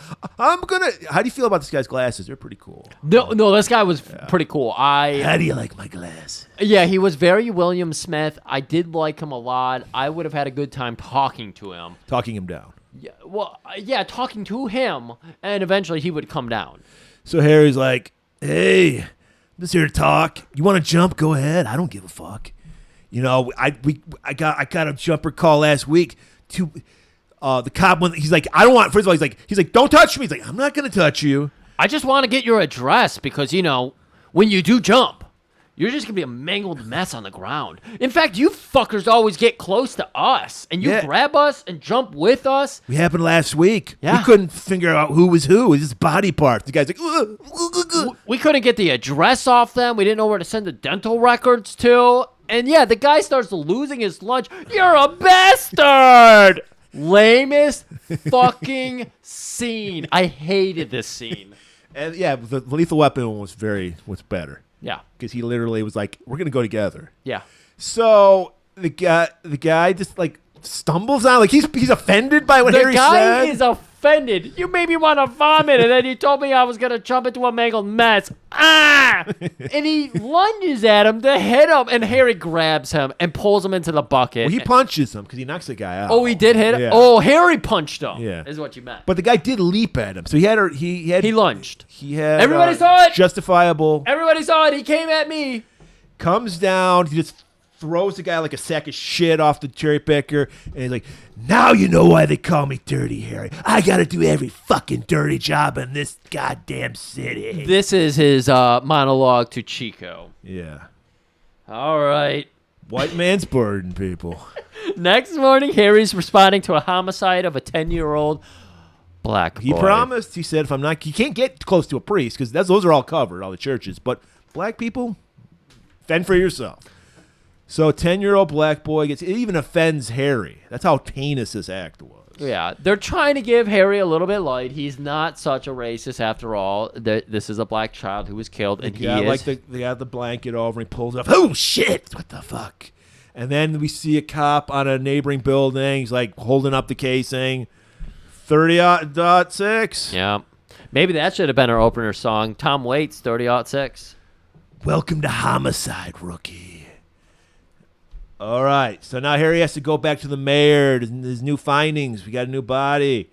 Going over everything. The mayor's like, I just want to pay this guy. I don't know why he's doing this. Right. Is there any kind of like pattern or anything he's doing? And we get a whole explanation about, well, he's been shooting from 2 specific rooftops? And we know killers always go back to the scene of the crime. What the fuck are you talking about? Well, you know, we constantly pull in people for the same crime. Like, they'll rob the same liquor store 5 days in a row. Right. So it's not that crazy that this guy is taking pot shots at people from the same 2 rooftops. Right. So what the plan was, they're going to have every rooftop covered but one section, which is the one where he was at last. So we're going to leave that open, and we're going to set a trap for Scorpio. All right. And, of course, Harry's going to be in charge of the trap. So he's like at the church. In charge or the bait? Not the bait. Not the bait. Because he's watching. The bait is the priest. Oh, the bait is a priest. That's right. So they're on the rooftop of the church with a giant neon Yeah. sign. We cut to that night, yeah, by it the says way. like Jesus saves. Yeah. And we Every time I see that, I think of Slayer.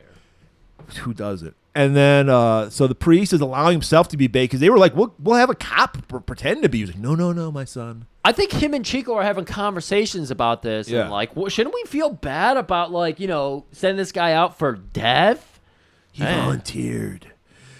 So Harry's got his own sniper rifle. He's got the scope. He's checking out the building where the casing was found or whatever, or Right. where Scorpio was last seen. And he noticed a little. Now, this would not impress the cop from Detroit 9000 who watched 2 girls fucking carpet munch each other and was like, whatever, and walked away. Yes. But I was intrigued by this scene. I wanted to learn more. Like you said, we should have cut the fucking flamboyant gay guy scene, added more to this scene, because we see an attractive woman like in a bikini briefs, you know. There's so many boring scenes. This would have live. Yeah, he's watching her. She comes back totally nude. It's hard to tell because she had the 70s bush, but no, she's totally nude. And then the door in her apartment, like somebody knocks at it, opens it up. There's like this hippie couple, man and a woman, walk in. I'm like, are they getting a threesome about to break out? Because she's just acting like, hey, what's happening? Like she's going to buy some weed off them or something. I don't know what.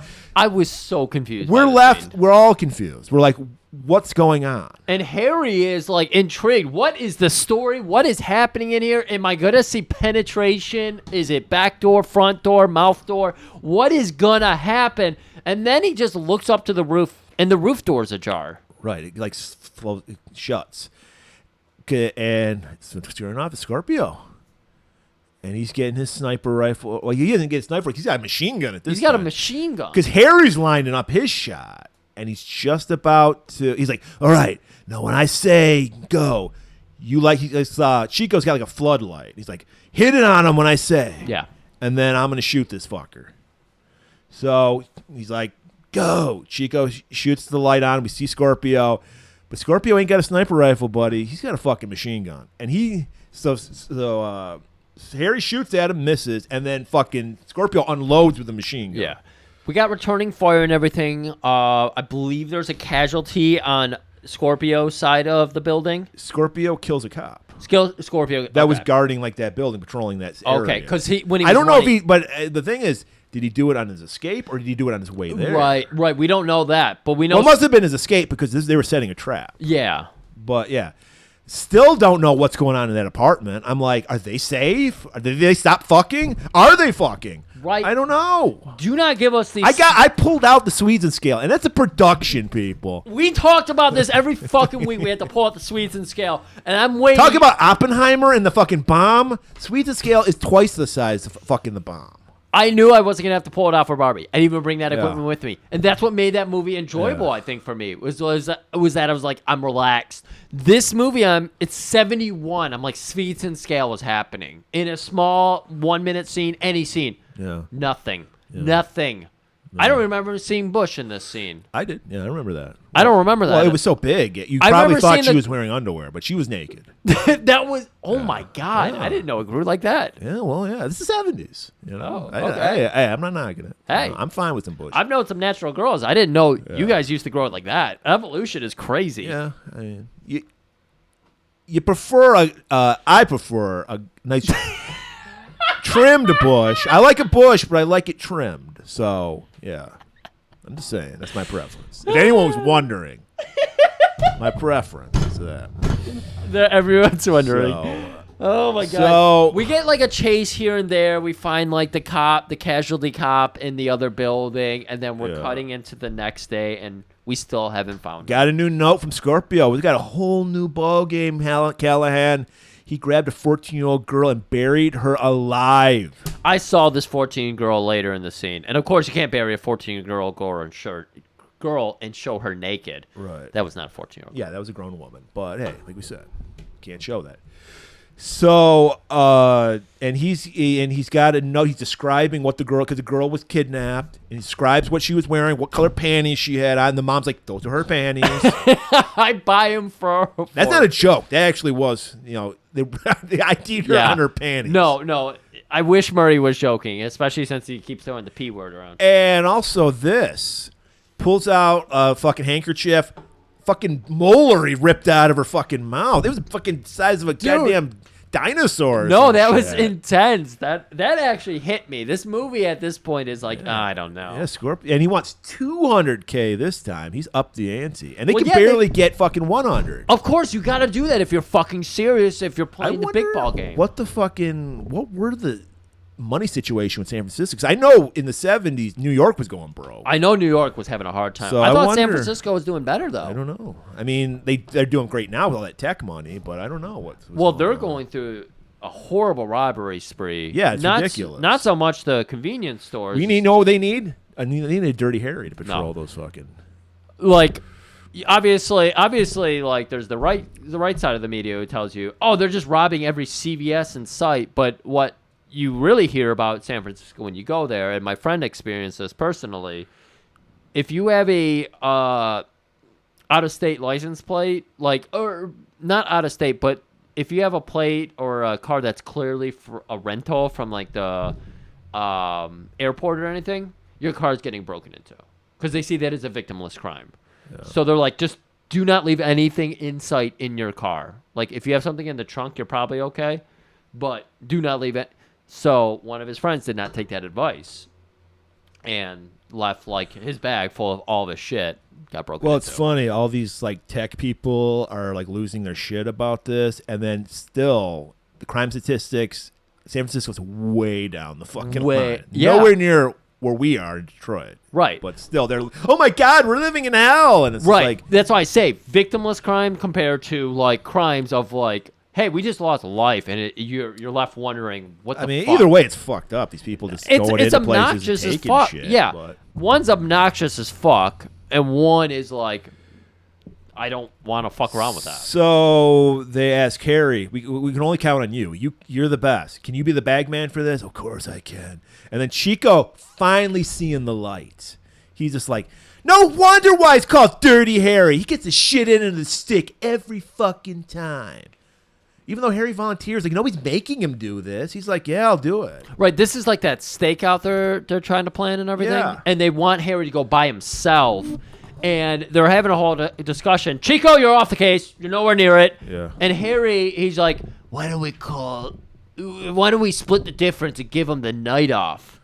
And of course, the detective, or Brassel or whatever his name was, Brasler, something. Brasler. He's like, no, I won't even hear of it. We're not paying a dime. So Harry takes him under his wing and takes him to the old fucking spy shop. You know, the spot where you get like the magic cards and all that shit. They also have like little microphone intercom system things. So they're hooking themselves up with the little wire We system. get a little scene where we see that it works because Chico's talking into the thing. Go! Pipe down, Chico. And then we go to the mayor's office to pick up the duffel bag full of $200K. They got it. How'd they find it? I don't know. Because he was bitching about getting $100K. And, like, he fucking I remember he wanted used 20s is what he wanted, and 10s and 20s. I think that'd be way more than what they had in that fucking bag. I know I'm obsessing on the amount of money, 'cause I think last week I did the other thing where I was like, the money doesn't add up. Yeah, whatever. yeah. It's like too little. We do this every time and never pay attention to that. Yeah.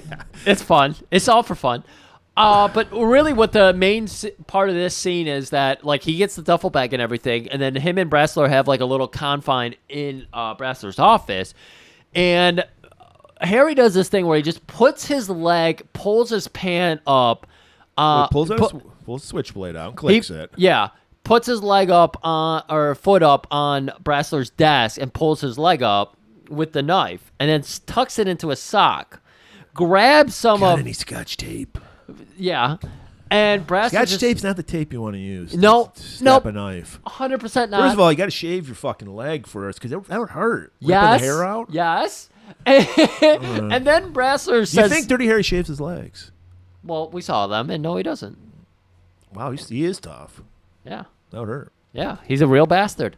But Brassler says, I don't know why a cop would have that weapon or know how Because it's... they were illegal back then, switchblades. I think they Yeah. still are. They still are.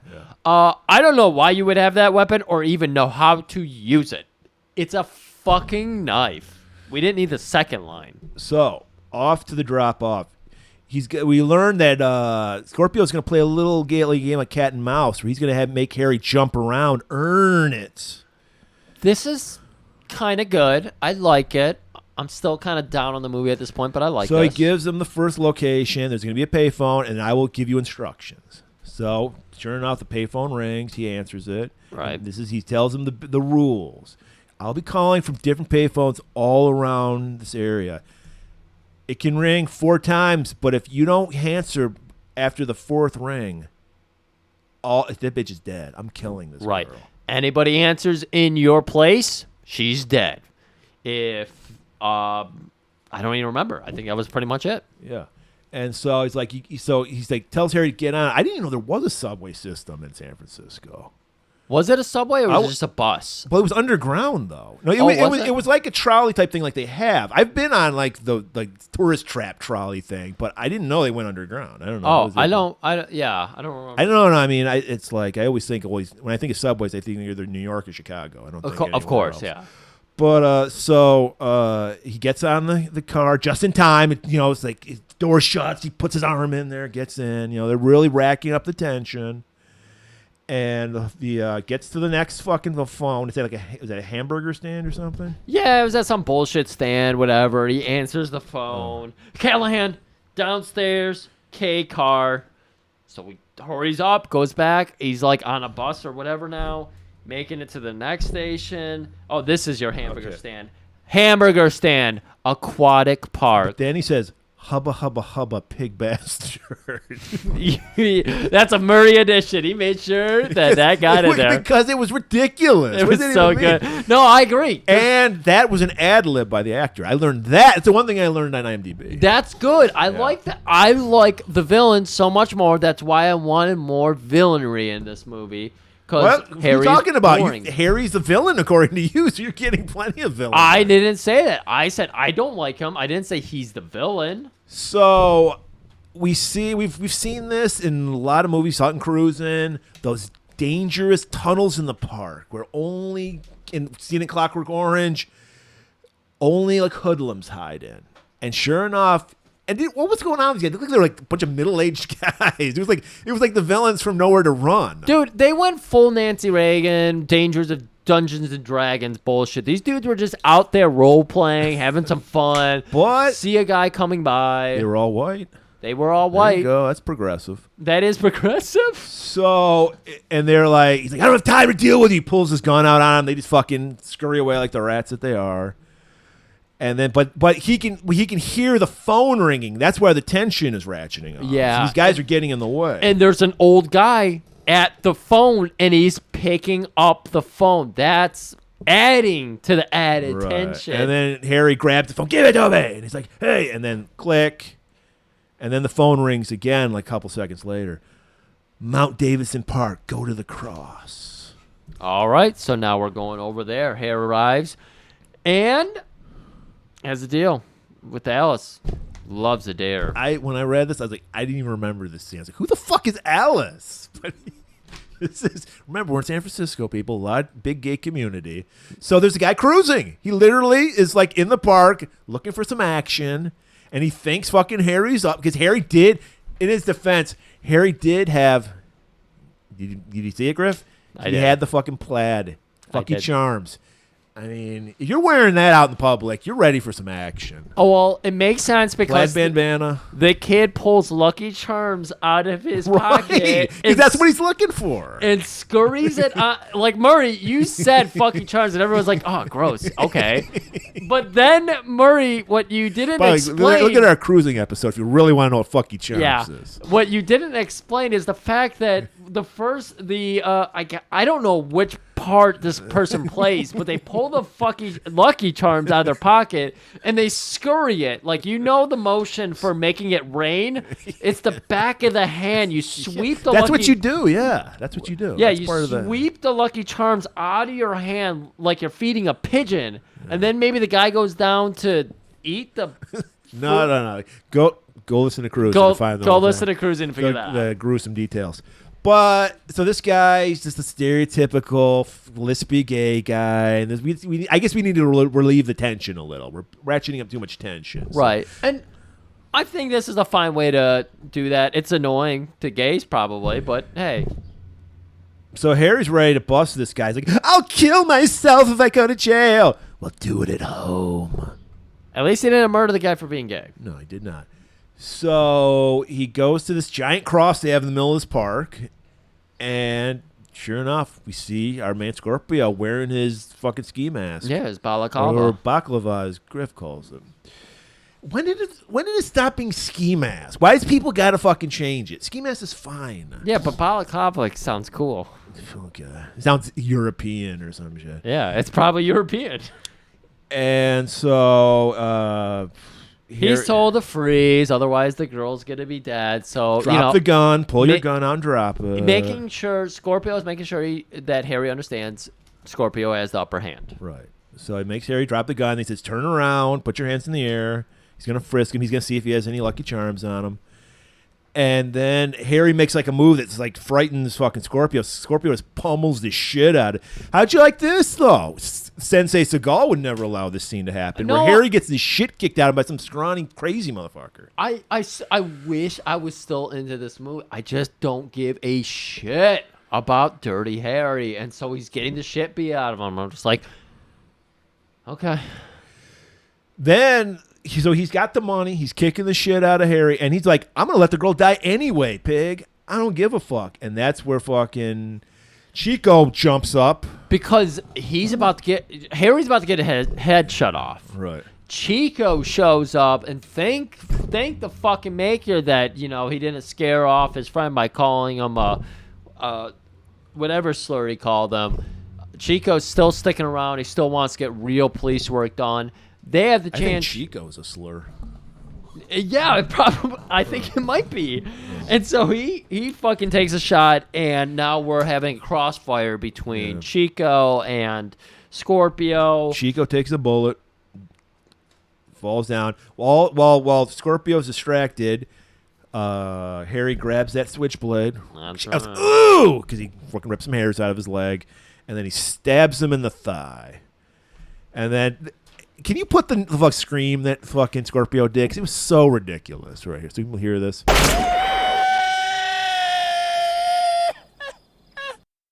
So Scorpio screams. And then he's just got to run. I mean, why did he need to shoot Harry? I don't know. He's standing there. Harry's he's got still all fucked the up. I will time. say it. Give it up to Eastwood. He's still selling. He's still fucked up. I want to like it. You're right. He's selling. He's showing some. He's got all the right. It's just he fucking Scorpio sucks. does a somersault down this hill. I guess he gets away from Harry. And then we're like... We see that he's crashed there, and then we just cut to the next morning. Right. And the chief is fucking pissed. He Yeah. blew it again. Harry, you're fucking breaking the rules all the time. You got to follow our rules, not your own rules.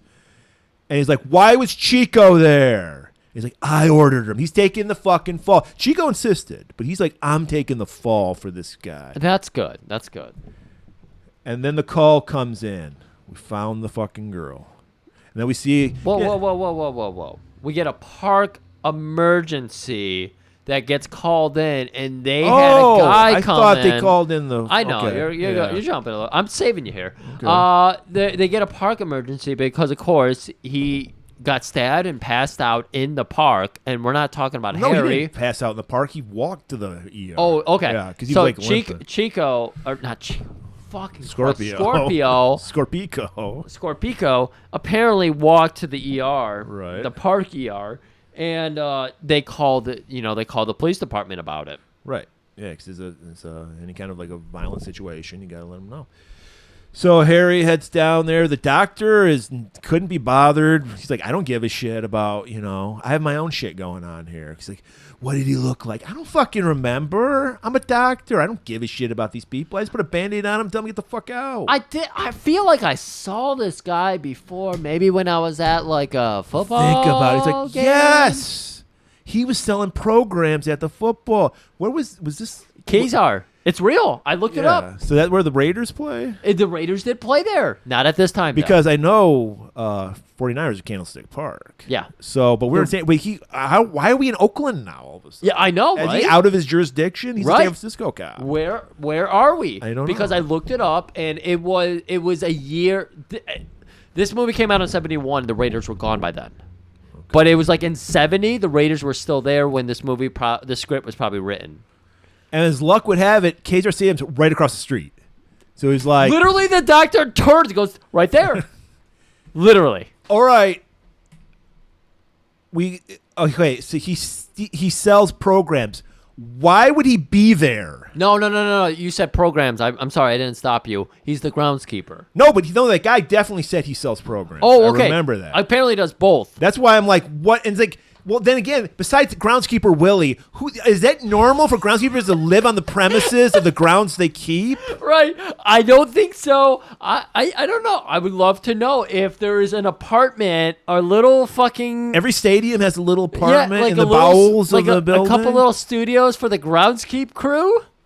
Because this is great. This is a great detail. It's great, especially with the rent prices in San Francisco. If you can just have your furnished apartment and think about that. You can go sit out on the bleachers at night, look up at the stars and shit. I love it. So they go over there. Of course, it's locked up for the night. So Harry's like, all right, let's climb the fence.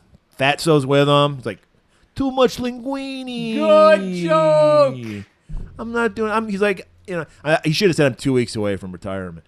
And so fucking Harry, who's just had the shit kicked out of him, like, all right, he crawled because he's a white man's bird, and he's like, Right. I got to do everything.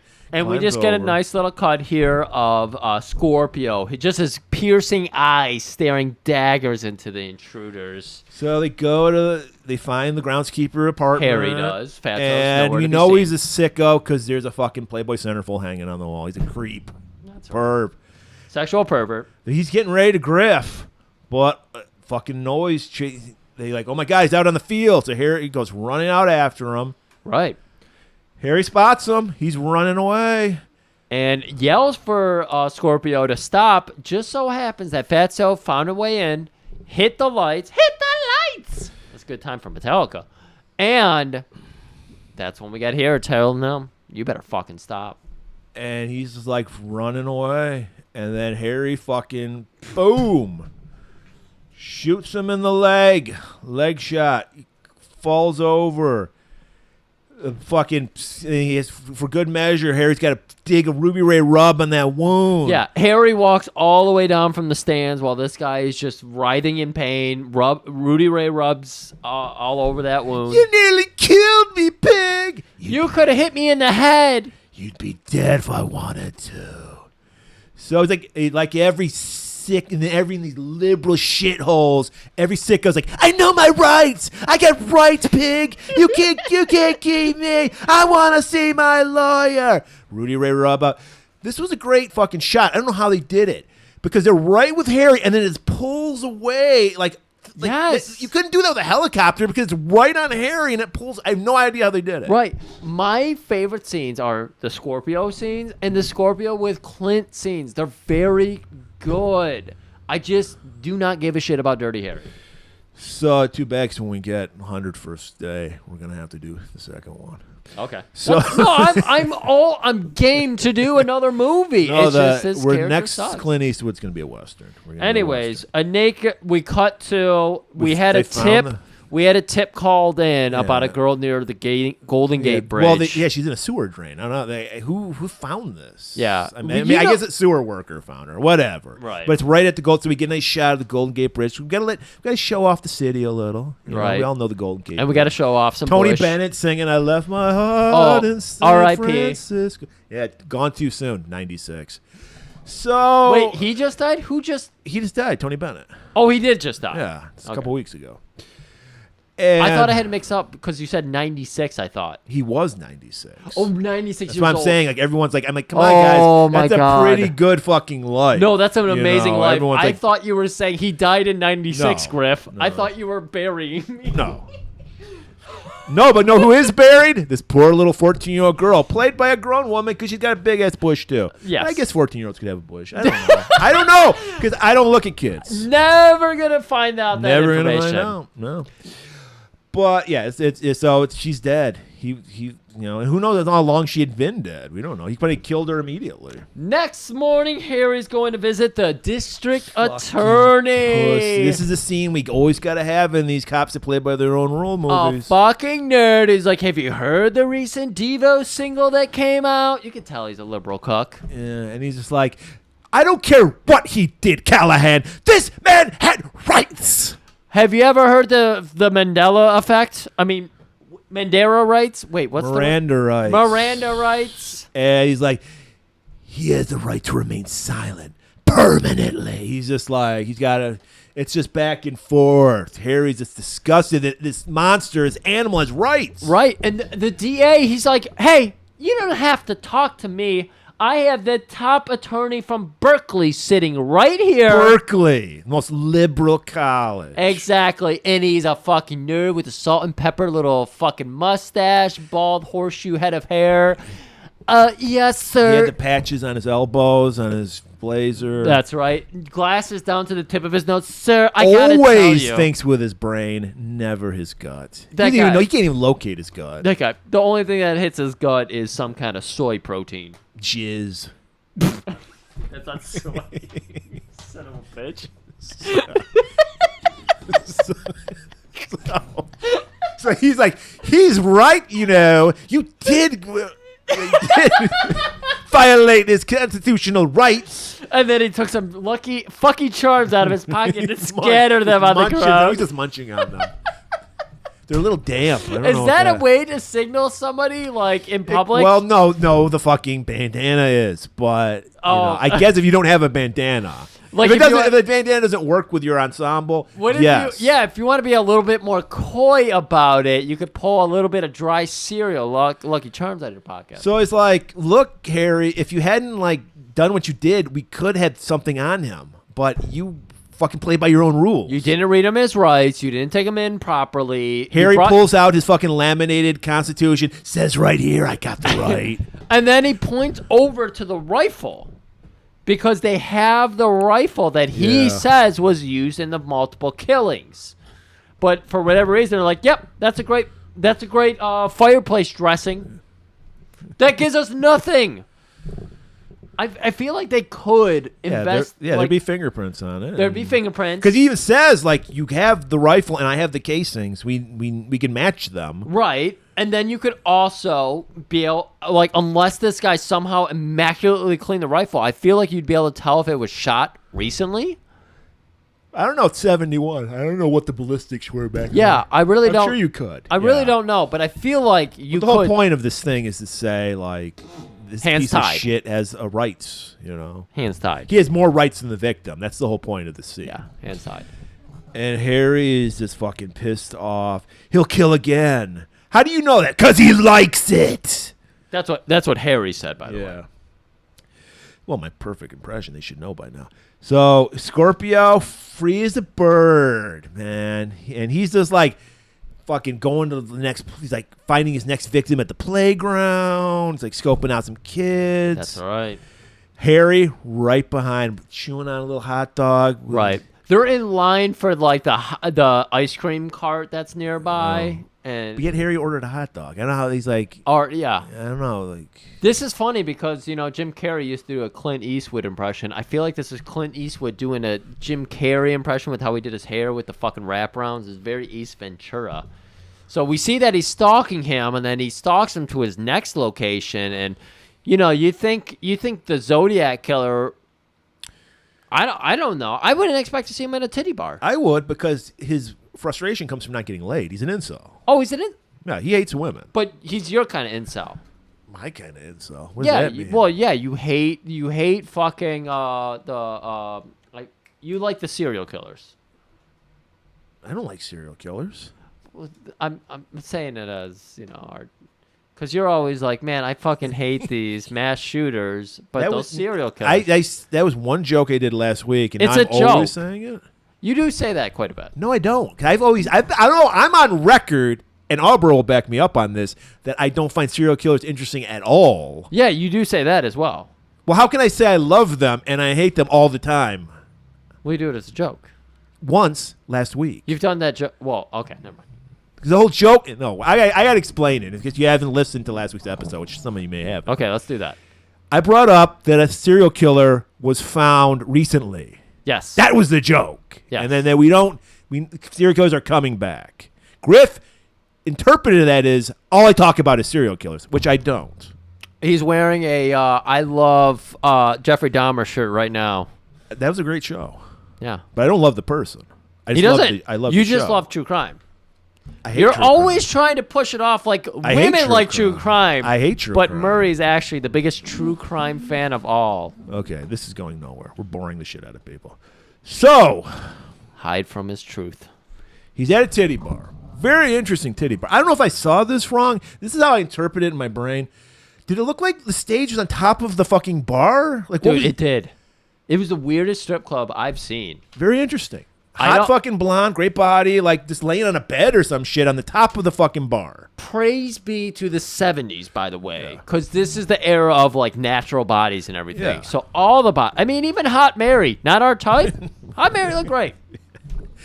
So, Scorpio's there. He notices Harry at this time, right? Yes, they're doing like kind of the somebody's following me. They don't make eye contact, but each one is noticing the other without noticing. So Scorpio pays his tab, limps the fuck out of there because remember he got stabbed in the leg, And the next morning, Scorpio's thinking about a plan. So he goes, when you want to do something nefarious, where do you go? It looks like you go to a war-torn city or something. To me, it looked like under a wharf. Yeah, I thought that's what it was. It looked like it was a bomb building The docks. to me. Yeah, it was a bomb building There was on a the black docks. guy, to me, who lived under the wharf. It was fucking weird. It was so weird. And Scorpio hands him $200, and he's like, "Are you sure you want this? Give it to me." So I thought there's gonna be some fucking charms happening. I thought so too. You sure you ain't been tailed?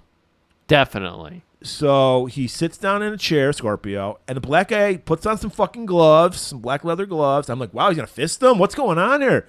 He's like, you really want $200 worth? Give it to me. And the guy just pummels the shit out of Scorpio. Great fucking Scorpio scenes. Great Fantastic. scene, awful makeup. He didn't even look. He looked weird. Yeah, no. It looked like a cartoon character. Yeah, 100% bad makeup. They got it here. better when Rocky came around a few years later, as far as like swelling and all that. Yeah. Shit. But did you like that they made Rocky references? Oh no, that No, that was something next else. week. Rocky did not happen. I'm sorry. It was swimming in Stallone's balls at the time. The idea for Rocky. He was running up. So Scorpio, he's brought in hospital. He called all the fucking media, and he's like, "I got attacked by a cop. It was that fucking dirty hairy guy. I didn't do anything. I know my rights." So of course the Chief's gonna call Harry in. He looks, he's calling him out. Did you do this fucking shit? Did you beat the fuck out of this kid? He looks too damn good to have getting beat down by me. So of course Harry, he's like, I'm out of here, and he's gonna go check on his dear friend, his new best friend Chico. This would have been a perfect time for the hand in your gun and badge, but he can't hand in his badge because later on. Yeah, we'll see. even the San Francisco police know he's too good for that. So, because he plays by his own rules, he's like, I'm leaving. So Chico is recuperating in the hospital. He probably will never walk again.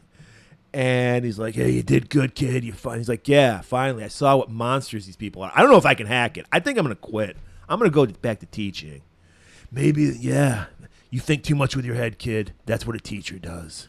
That's right. Cops think with their guts. So he's got a woman, Chico, by his bed.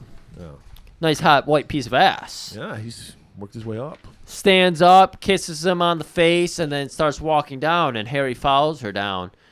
And Well, she's like following him down, I think. Because he wants to talk to him. okay. And she's just like, I can't believe the way people treat you guys. Blue lives matter. She's like, she's got the fucking flag with the blue line on it. Oh yeah, and everything. she's got the fucking headband of the Punisher skull with the blue Right. line through it. And she's just like, every night, I just worry he's never gonna come home again. I mean, your wife probably feels the same way. She's dead. What do you think she thinks about in the morning if she's thinking about it the night? So, That night, we Scorpio. know! Oh, This is where I'm expecting his wife got gang raped and fucking like, left for dead and all that shit. No, a drunk driver had hit her. oh yeah. And like, that's his motivation? Like, what the fuck? Maybe this is why it's like I already didn't like him, and then when we come full circle to like, why is Harry the way Harry is? Yeah, a drunk driver hit my wife. That's frustrating for sure. But it's like, think about Bronson. What happened to his wife? Jeff Goldblum's gang arter. No, they didn't. If you think that, remember? Oh, they they just slapped the shit. They ripped her clothes and slapped the shit out of her. Yes, and that's then right. they just like spray painted his daughter's ass. Yeah, I don't think right. anybody got raped. That's You're right. The power of imagination. Right. The full fury of that scene, it makes you think that that's what happened. see? I thought that's what happened, but you might be right. Yeah. So, Scorpio, what's he up to? Well, he's fucking ready for the next kill, but he's got to get some Seagrams first. We talked about some powerful liquor store scenes last week, the impetus for the No Country for Old Men scene. We're getting a new take on that. We got Weasley old Scorpio coming into a bar, and he's doing a Clockwork Orange Alex bit, where Alex at night when he's in his droog mask and everything, he's most devious. But when he's just out in the public, he's all charming. I'm just a teenage boy, no problem. Yeah, he's charming when he says, "What happened to your face?" Well, the wife got a little uppity, and then her fucking brother kicked my ass. But yeah. he does it with the smile. Well, and the guy did like chuckles, like yeah. That The guy happened. is we're 71, so a wife beating is cool. So he's like, yeah, I get it. My wife gets out of hand too. And then he's like, hey, aren't you the guy who's constantly being robbed? He's like, yeah, man, I had to buy this gun. I'm getting pretty good shot at it too. They both have a chuckle and everything. Man, I will just take a Seagram, a couple Magnum Dongers, and some lemon heads. Of course, he had to buy Magnums. You're not using those, Scorpio. We know the whole reason why you're killing people, because you can't wear a Magnum. You can barely fit in a regular condom. So, Scorpio... The guy, when he was talking about how he shoots people, he brandishes his gun on him. And Scorpio, this is why I wanted more Scorpio scenes. This guy was great. He goes, oh! I scare easily, please. Take it easy on me. And then just smashes that Seagram bow right against the head of the old guy. Hey, what are you doing? Oh, and then he grabs his gun, grabs another Seagrams to go, takes off. Scorpio, we cut to the next morning. He's hijacking a school bus. Yes, everybody, this is Speed. So, yeah, he just takes over the bus. The kids think it's cool because he's like, they don't know what's going on. He puts a gun to the driver's fucking head and it's like, you fucking go this, tells her where to go. He's like, hey, kids, let's sing some songs. Row, row, row your boat. Right. And then Harry, he's walking into the mayor's office. Overhears a call from Scorpio. I think it was like the reading back of a call from Scorpio. This wasn't the call. Because I think Scorpio actually calls in a second later here. So he wants $200K still, but he wants a jet too. He wants to fly on a jet plane. He's going to take all the kids on the jet with them, drop them off, get away, send the kids back or whatever. The destination, only the pilot will know. Right. So, okay. So Harry, once again, Harry, I know you fucked everything up. We yelled at you about fucking it up the last time, but can you be the bag man one more time? No! I'm done. I'm through with this shit. He doesn't say that. He grabs it back. Because, like I said, white man's burden. He's like, I got to do it again. So the kids, of course, are upset. You know, they're not going to go to the ice cream factory that they've been promised. Some fucking fat kid with a bowl cut starts fucking whining. Oh, ahead of his times. Ahead of his times. It's probably Stephen Malkmus. Murray, I think you would like this joke in the Barbie movie. One of the ways they manipulate men is by saying Stephen Malkmus isn't the great musician of all time. Who's Steve Malcolm again? The replacement. Pavement? Pavement. That's a deep cut. I know. There was good jokes in the movie. So, he's not good? Is that you piss off him in? Yeah. You That don't- was the... You don't piss off a real man. Real for a- man wouldn't listen to Pavement. For a 90s movie. Yeah. I understand that wasn't your thing, but you've also admitted that you checked out of life. You yeah. like one type of music. Well, I like two. I think so.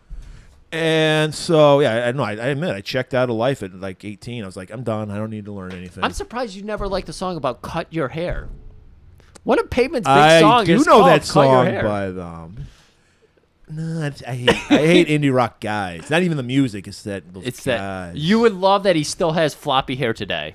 Of course he does. He's like what, like 55, 60? Well, he's probably your age. No, he's older than me. You think so? Oh, okay. I bet he's in his 50s. Yeah. All right, we got to. I'm sorry. We got to finish this. No, we're doing great. We're doing great Okay, on time. good. So, yeah, Joe Corey will love that indie rock mention we did. So the kids are flipping out. Scorpio slaps the shit out of the as you should do. Back in my day, kid mouthed off. You slap the shit out. You knock that bowl cut off his head. Right. And he does that. Do you think all that abuse? No, never mind.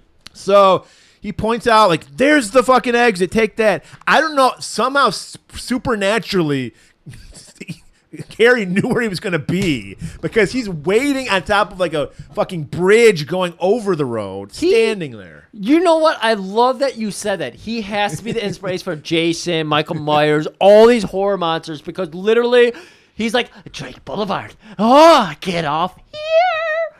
And they get off, and sure enough, as they come down, just standing on a fucking like railroad strip that goes over the road, there's Harry standing there in his fucking suit and sweater. Got his shades on. Of course he does. And then as soon as the bus goes underneath, he dives on the bus.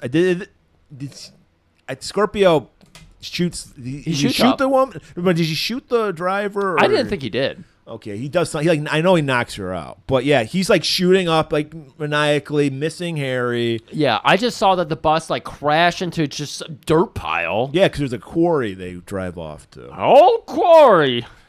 And then Scorpio gets off, starts running because Harry gets thrown off into a pile of like fucking sawdust or something. Right. Shit. Scorpio runs to the quarry where they're like grinding rocks and shit. Right. So you just got conveyor systems and everything. We're running around. We're playing peekaboo in here. They both have guns. They're both trying to get the edge on each other. Shooting back and forth. Nothing really interesting happening. It's just like so much of the like the tension is in the weird scenes like Scorpio had with the liquor store. They don't give us enough of that. And the action scenes for me in this are boring. Scorpio's scared shitless because he knows Harry's got his number, but then he notices something. A little kid fishing. Why isn't he in school? Why is he in school? Why is he fishing at the fucking rock quarry? They do that. I don't know how fish wind up in it, but they do fill quarries with water for some reason. Oh, okay. Or maybe it's just rain fills them up. I don't know. Little Ronnie Howard. But yeah, little Opie Cunningham. And Scorpio grabs him. Puts a gun to his head. Hey, you fucking cop. Hey, you ain't gonna shoot me. I got a kid. And then he's like, drop the gun. So Harry goes to drop it. Whoop! Boom! Shoots fucking Scorpio in the shoulder.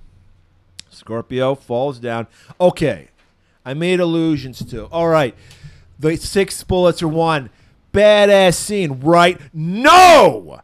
Because fucking Harry does he does the exact same scene, which means that wasn't off the cuff the first time. He prepared this badass speech, which makes him a fucking bitch. He is. You lost me. I was on Team Harry. You lost me in this last scene because this is such a bitch move. Like, I'm going to come up with the most badass fucking saying when I got, in this situation. This is why Clint came up with it himself or John Milius? No, the fucking character Harry did. Yeah. It makes Harry look like a bitch. Yes. You don't care about anything in the context of the movie. Harry looks like an because idiot. When you hear it the first time, like, that's a badass off-the-cuff situation. No, it's a prepared statement. Yes. Which makes it weak. Yes, 100%. That's his Miranda rights, is telling people, oh, do you feel lucky? Do I feel lucky, punk? Yeah, Milius, sorry. You should have come up with a new badass, line. You shouldn't have just repeated it. Right. I'm with you now with Harry. I'm like, fuck this guy. Because that's a total, wannabe tough guy thing. Like, you're waiting for this moment where you're going to say your most prepared badass line. Do we want to do the whole... let's finish it, and then we'll kind of let it wash. So he just does the fucking same, do you feel lucky, punk, do you? He feels lucky. So Scorpio goes through the gun, shoots Scorpio. Scorpio falls in the water and just floating around. So we all know that Scorpio was going to try to kill him. So he's dead in the rights, according to cop logic and standing your own ground, which we love here. We are always standing our own ground. Sometimes Murray stands up a little too quick, and I think he's standing his ground. So I pull my gun on him, and he pulls his gun on me. Yeah. We have a standoff. And, of course, Harry That's the one thing we edit out of the show. So we have our usual standoff. It happens every other episode. Every other episode. It lasts 20 minutes of silence. Yeah. Just ice talking. We will say our prepared statements, our prepared tough guy. Do you feel lucky, punk? And then Griff's like, I don't know. Do you feel lucky, punk? And then I say, actually, Maria, do I feel lucky, punk? So now, exactly. So now, Harry's disillusioned. I got everything he wanted. I don't know why he's disillusioned. He killed fucking Scorpio. That's right. He did exactly what he wanted. So he pulls his badge out and stares at it for a while. And then a la Point Break, Johnny Utah hurls it into the water and walks off. And then this movie made a shit ton of money. And they're like, no, we're not going to leave it off this way. No. He's going to be a cop again. And we're going to do more sequels. Cop 4 more times. Yeah. So, hey... Not the greatest debut of Clint, but a movie you have to do. This is like a big action movie. No, it was very, very, very interesting to get adult perspective on this because I've seen a little bit of it as a child. Yeah, seeing it as an adult, it's just like I said at the beginning of the episode. I've seen so many cops who play by their own rules do it so much better. This movie to me is obnoxious. Well, this was the first, so yeah. Yeah, they perfected it over time. I'll give them their credit. It's like I sometimes listen to bands that kicked off a genre, and I'm like, I don't care for the band. I love everything that came after it. Yeah. So they get their credit. I blame it on Clint Eastwood. I think he's a prick. I think fine he's with Clint obnoxious. Eastwood. So maybe that's where it comes from. Like, I just think he's up his own ass. Maybe that's why this movie wasn't better. I think when we do some more, you're going to pull a Bronson and come around. Yeah, maybe. It's the right role. I agree with you. Harry's a dick in this movie. Yeah, I've seen I've seen like 2 of the Westerns that he's done, and I like those. But The Man with No Name is a better character. Yeah, when you bring it into like Clint Eastwood versus Society type shit, I'm like, shut the fuck up. Okay. So there you have it, people. Next week, no movie. You know why? Because Griff doesn't care about you guys. He's going on vacation. In fact, I think the words he told me was, fuck the fans. That's fuck right. the listeners. That's right. What have they done for me? That's right. And I said, well, they listen. That's right. It's not enough. So I guess we're both taking a vacation, but we're not going to leave you hanging too much. We can't go, you need your fix. We know you're addicted. Hey, we've been doing this for 5 years straight now. Yeah. We give you a fix every Wednesday. Right. Sim, we're going to still do it, but you're getting a tippy tap. You're not getting a full-blown movie because, like I said, Griff doesn't care about you. But he cares enough about you to do a little movie, and you're going to love this TV show. I forgot tippy taps are TV shows. But it's so cinematic, it was almost felt like a movie. And I'm sure we're going to go 2 hours on it. It was 3 pages, too. So we'll go 2 hours. Thankfully, we got all our fucking opening shit out of the way, so we're probably going to go straight to the fucking episode. We'll see. Time. But this isn't just any ordinary show. Did you guys know, and you probably didn't, that one of the Mount Rushmores of canon films, Shokazugi, was on a national network TV program in 1984. 1984. A show about ninjas. Shocker. But not just. But he, of course, remember at the time, this is the 80s, we weren't ready for an Asian lead. So he's got the role of the fucking villain. But the hero, we did a movie. Didn't we do a movie that I remember we were talking about his Gold Hoop. Yeah. I can't remember what movie we did. I can't remember it either. But when you hear Gold Hoop and you hear Ninja, you think Leave Van Cleef. Elderly as fuck. We go on about how fucking old Bronson was in the 80s. Lee Van Cleef died 5 years after this show aired. He looked frail as fuck. I love Lee Van Cleef. He's another one of those old school tough guys. I love him. Playing a ninja with Salami from White Shadow. You remember him as the rapist in Class of 1984. Tim Van Patten.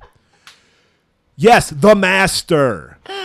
I do have some talk about this show for that episode. I'm excited to hear it. Show lasted 13 episodes, unfortunately, but hey, we might cover every single one of them because because we only have one more show movie, so this might be our way of getting around. Yeah. So check in next week for a little tippy tap, The Master, and keep it warm.